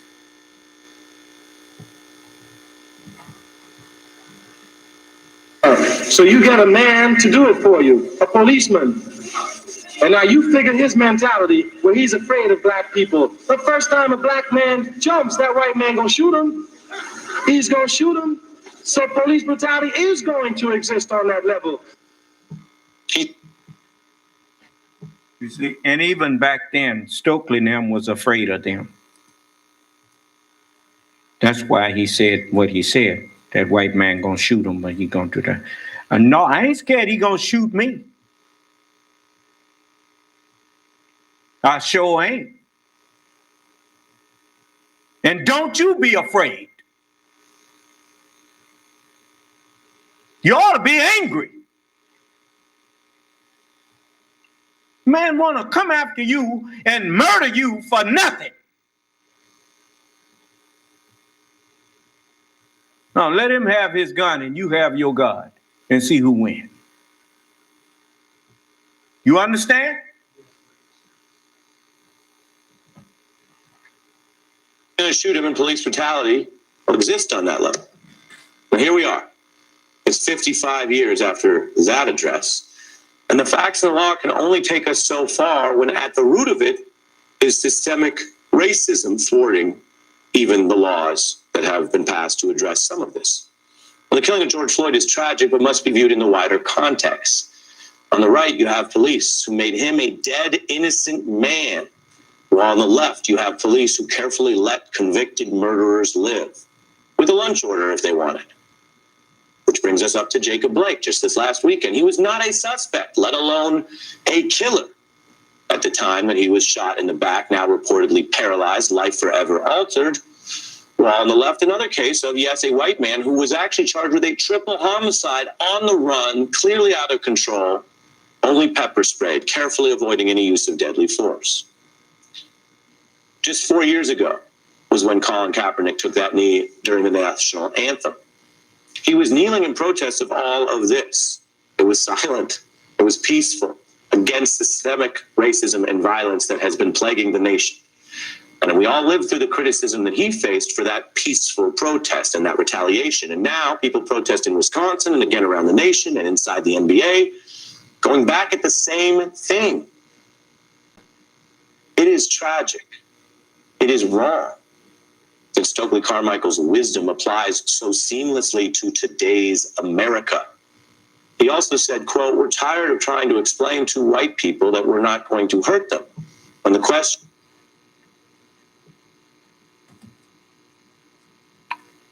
Anytime a white man come up talking about he's you some kind of threat to him, that's him projecting.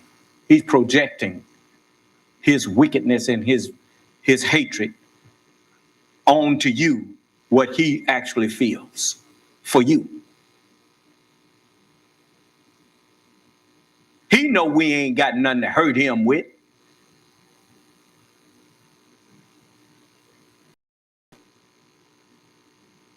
Come on, we are a threat to him.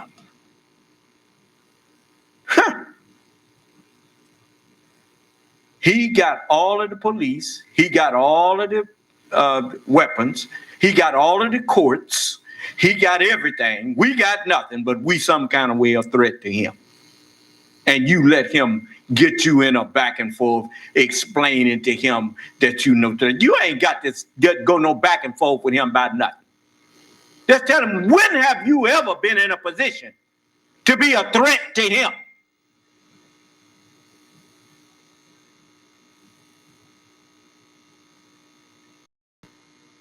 Is, will white people overcome their racism? End quote. We've been talking about race in this country. See, Stokely Carmichael, which changed his name later to Kwame Ture, see how all of them some kind of way latched hold to the Honorable Elijah Muhammad's teachings? Wasn't no Negro changing his name to nothing before the Honorable Elijah Muhammad started teaching us. Now, they latched hold to some of what he was saying, but they didn't join with him. You're talking about when white people overcome their racism. It ain't white people that's going to overcome their racism. It's us that need to overcome their racism. And the only way to overcome racism is for you and I to submit ourselves to Allah. Racism only exists because it works to frighten you.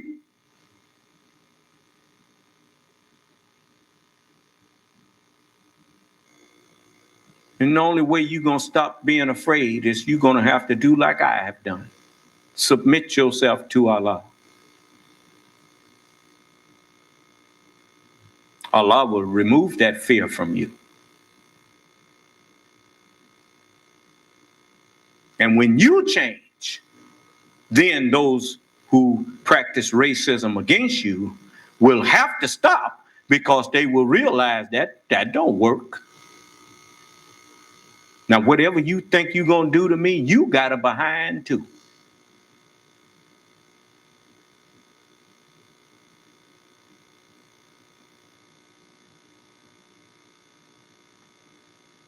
So now we can either respect each other and get along or respect each other and separate from one another. But ain't gonna be none of this stuff you gonna think I'm gonna be walking around in the street scared all the time because of what you think you gonna do to me.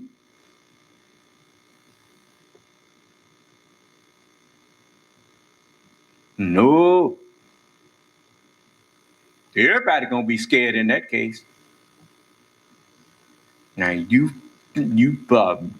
take it however you want. I'm not finna start nothing with you. But you leave me alone. Leave my family alone. Leave my brothers and sisters alone. We don't start nothing with nobody.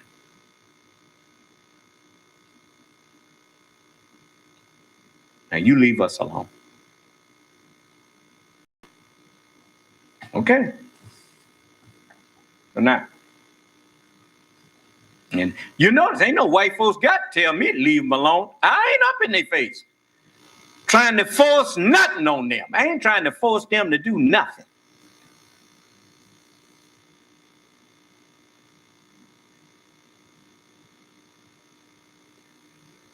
I'm too busy trying to build my nation and build my people up and make it sufficient and self-supporting.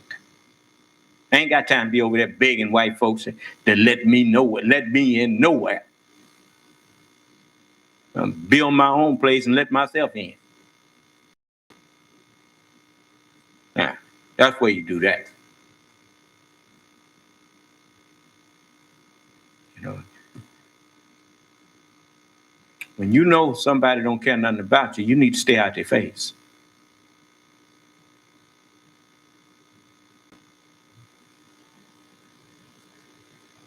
Yeah.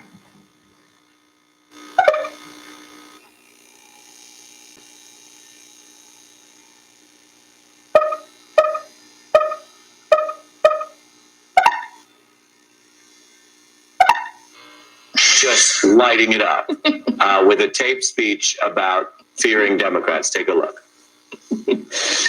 Today's Democrat Party doesn't want to improve life for middle America. They prefer that all of us in flyover country keep quiet and let them decide how we should live our lives. Now, you remember when Barack Obama and Joe Biden came into office, what was happening with the automobile industry that created such a large middle class? They was trying to convince Joe Biden and Barack Obama to let the automobile industry file bankruptcy, let them go broke.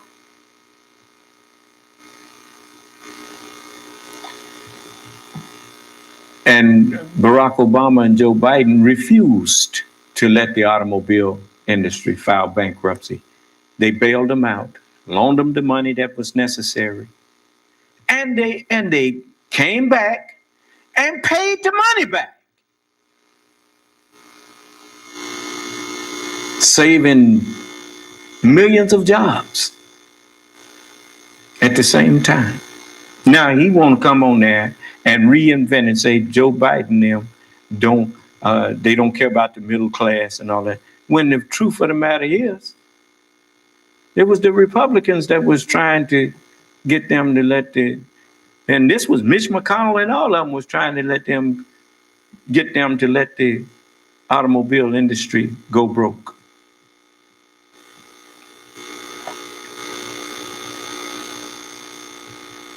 You know, it's sad that you let people come before you and lie to you and you don't call them on it.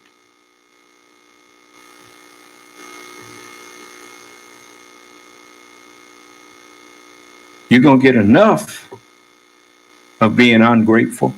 You know what makes people ungrateful, as I have told you so many times? What makes a person ungrateful is they forget what you did for them. When you so quickly can forget what someone did to help you, then it makes it easy for you to act as though they never did anything for you.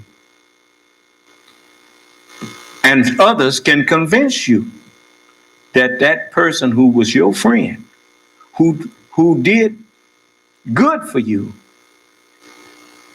when you don't remember that, your enemies can convince you that your friends are your enemies and that your enemies are your friends.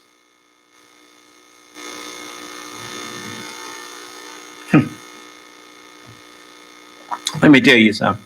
A friend, a good example. A friend.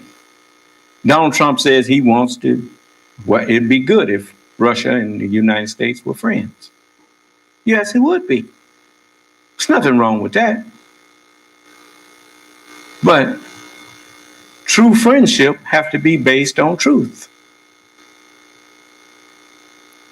Now, you know, and I know that it's against the law and it's against the American people, for people outside of America to be meddling in American elections. You should let the American people elect their own president, and you should not interfere with that. How can you claim to want to be a friend to America if you're doing that?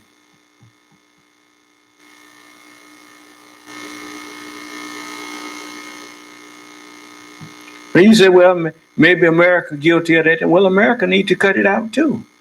But if they're doing it. But the fact of the matter is, to sow discord among brethren, that's a terrible, hateful thing. You got people that go online purposely lying to one segment of the population about another segment of the population. And they get a kick out of keeping you fighting each other. Okay. Well, watch this interview. I heard Michael Steele. He was in an interview and he finally seemed like he got a little backbone in him. And I was pleasantly surprised. They want to tell you when you can go to work, when your kids can go to school. Michael, moving, just riveting, and that's that's the goal. Look, I think it.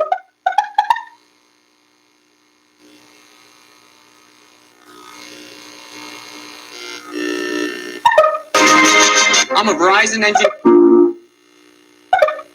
Just give me a minute here.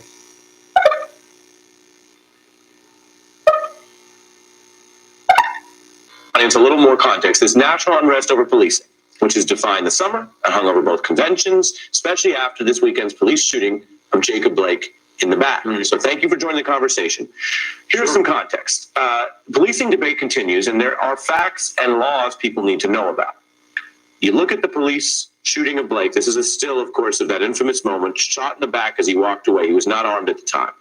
And it's crucial because while some people stress that Blake was not complying with officers' requests, that's legally irrelevant to the use of force because it's illegal to use deadly force on someone when they're fleeing if they don't pose a deadly threat. The Supreme Court ruled on this all the way back in 1985 after police shot someone who was...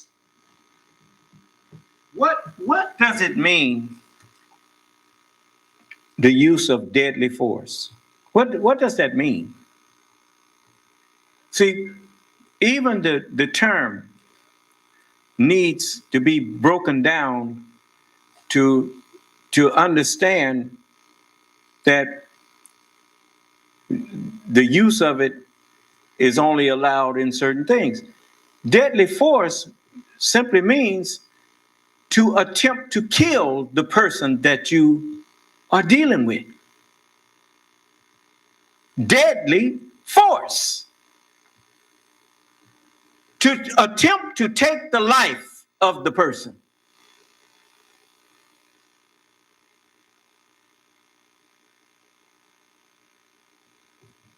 Man walking away from him, why did that require deadly force?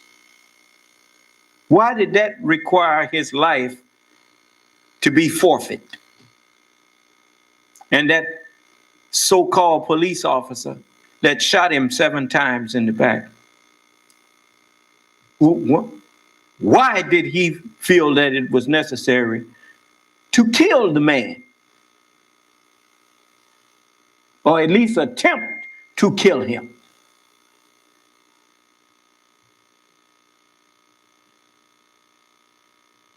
Shot him 7 times and he still didn't die. Ain't that something? Huh? He must have been mighty scared, huh? Point blank shot the man. And he was so full of fear and hatred that he still couldn't kill him, but he sure wanted to kill him. Tried to empty his gun into him.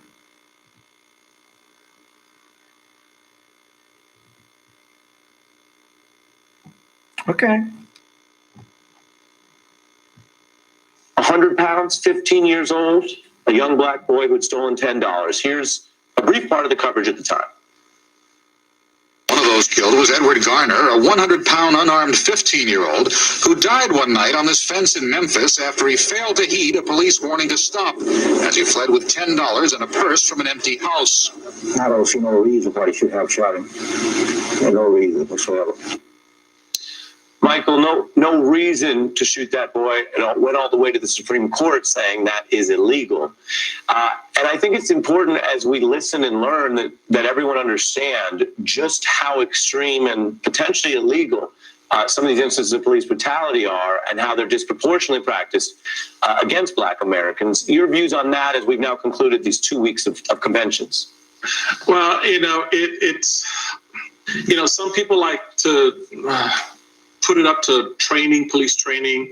It's more than that. It is something that's about the individual. There's something about the individuals who are coming into these jobs, who are predisposed to look at Black men a certain way. I don't know how you look at a Dylan Roof and take him to Burger King and make sure he's nice and comfortable, and yet George Floyd has a knee in his neck. Or we see ourselves now looking at another incident in which a young white man, 17-year-old, shoots and kills 2 people, shoots another person, walking down the street with an AK-47, not 1, but 3 police Humvees pass him. He's got his arms up because he thought, oh, they got me. Everybody's yelling, he just shot somebody. No, they just let him go. Then they have to go look for him after the fact. And yet, you have Mr. Baker with 7 bullets in his back as he was, being detained. So the question becomes, what is it that you see in a Black man that makes you want to shoot and kill him? And when you have someone, a white perpetrator of a crime, you just pat him down and you get him no stress, no fuss, no muss. You showed earlier this afternoon in your show the clip of the young white guy just killed 3 people running around buck naked, right? And violent. Everybody knew he was violent. Man's out there, right? Just killed 3 people, and they pepper spray him, and all the cops running away from him because he's naked. I'm like, dude. So what do you do? What do we do with that? So what do you think the Black community is going to think when we see these episodes play out the way they do in that neighborhood versus how they play out in our neighborhood? How many white mamas have to tell their sons or this young man, Dylan Roosbaum, tell him, now, when you go out, you encounter the police, you got to be careful because, there could be problems. No, that conversation never happens. And yet in the Black neighborhood, young mothers, grandmothers are telling kids, it's, yeah, you can go out and play, but if the cops come by, just come on in the house. I mean, so that's what our boys are growing up with. And so when you see this disparity, Ari, when you see the way the cops approach the individual, we're not even talking about what happens after the fact. We're talking about just in the approach. I mean, you go and you look at the video of Baker, there were at least 5-6 moments before he was shot that he could have been subdued if he was a threat, that he could have been deterred in his movements without violence or force. And yet they saw him more as a threat than they would see someone like this 17-year-old walking down the street with an AK-47. And the only way I can conclude it is this. A black man with a cigarette standing on the street corners of New York is more dangerous than a white boy with an AK-47 walking down the street after having killed 2 people. That's America today. And you wonder why people are protesting? So at what point does it become enough or too much? So I think we got work to do. And I don't know if white folks are ready to do the work because it's not going to be pretty. Well, I tell you, Michael, Mr. Steele, it ain't up to white folks to do it. It's up to us to do it. Stop having them kind of talks with your children and start telling each other to get in these classes with the Son of Man. You want this stuff to stop? Get behind me. It'll stop.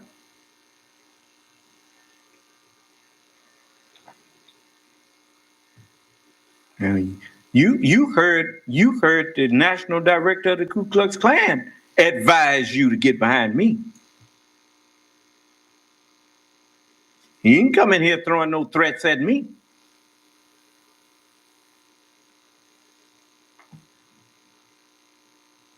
Oh, one while he got a little loose there, come talking about he sleeps good. I say, you won't sleep at all. He changed his tune.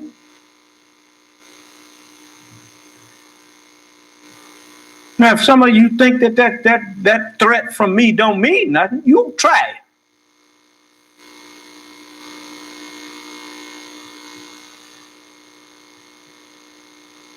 If it was us who did you like you did us, you would be just as angry as I am. So don't come in here with no unrighteous indignation in here. Call yourself angry with me. You ain't got nothing to be angry with me about. I ain't did nothing to you.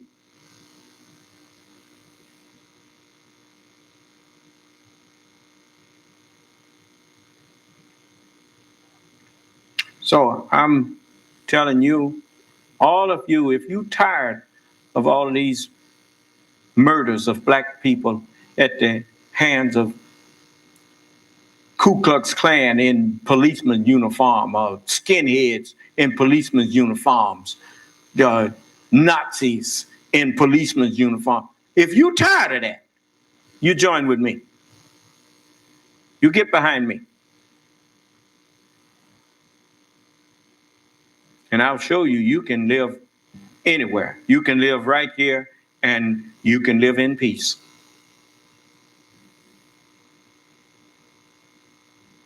Allah is with me and he will be with you if you are with me.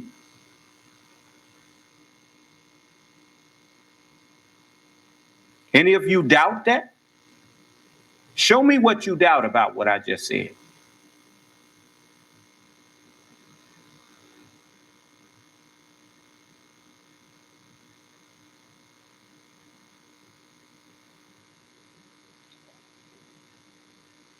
And we're not walking around here trying to go for bad.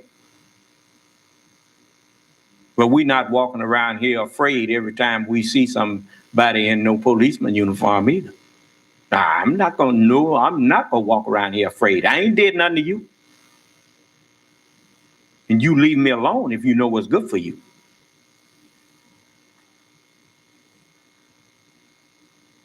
So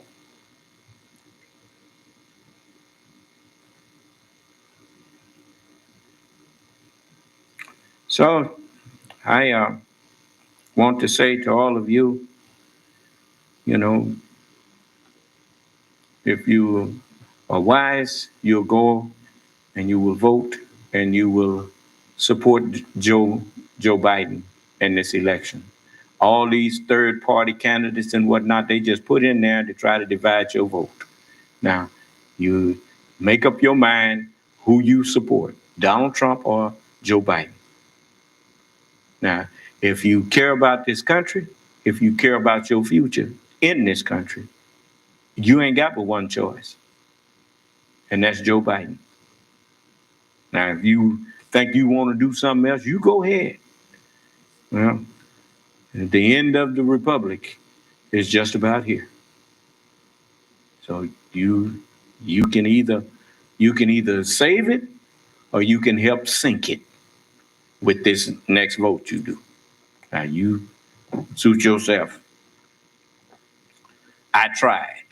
I did everything that I could do. If you say I done told a lie on Donald Trump at any point, point out the lie that I've told and you will discover that I didn't know it was a lie, and I will correct it.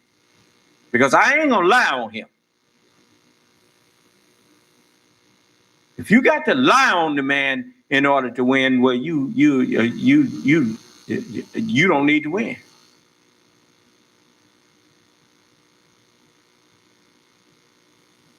Just like they lying on Joe Biden. That tell you right there. If they still trying to figure out how to attack him, there's your proof that there's no justifiable reason to attack him. Don't nobody have to figure out how to attack Donald Trump. His history, his record is all you got to do. Pull his record. Don't listen to his mouth. Pull his history. And that tells you the truth. And then his mouth lets you know how big of a liar he is, because he contradicts his own history.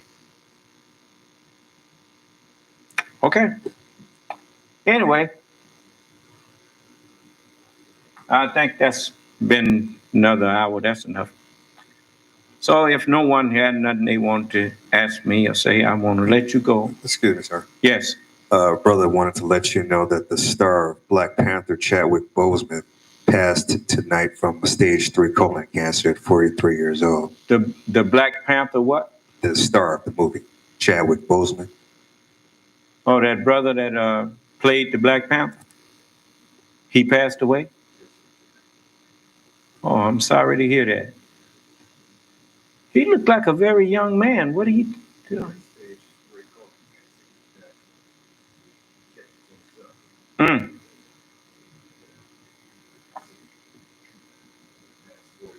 I'm sorry to hear that. Yeah. Okay. Anyway, I think that was what's his name did a good job on that movie, the Black Panther. It showed black people in a more dignified light and in a more intelligent light. And it's time for that. It's time, just like electing Barack Obama. Joe Biden called it just like it was when he stood up and spoke about his support of Barack Obama. He said, I don't see him as a black man. I simply see him as a man. I look at him like I look at any other white man. And that was the biggest compliment and the greatest compliment that he could actually pay, even though to me at that time it sounded like Uncle Tom. But no, Barack Obama was nobody's Uncle Tom. He was an intelligent black man who was overqualified for that office of president. He was more than qualified. And 8 years proved it. And I'm not talking about because he was reelected. I'm talking about the whole 8 years that he was in that office. Not one scandal, not one real scandal. They tried to create a scandal and couldn't do it with what they was trying to say about Miss Clinton. But it was all a lie. So, but anyway, I support Joe Biden like he supported Barack Obama, because I found out that his assessment of Barack Obama was honest. And, not something just put up or just said just to be said. He really felt it and meant it. And then, you can tell when that man talks that he means what he says, even if you don't like what he says. You have to respect the fact that he's being truthful. And, a truthful person is always a good bet. If you're going to put your trust in somebody, trust that person who is truthful. Because at least if they give you their word, they intend to keep it. All right. Any more questions or anything before I let you go? And may Allah bless us and keep us safe and in our right minds. And may Allah bring about healing in this United States and then throughout the earth. May Allah's Salam Alaikum. This session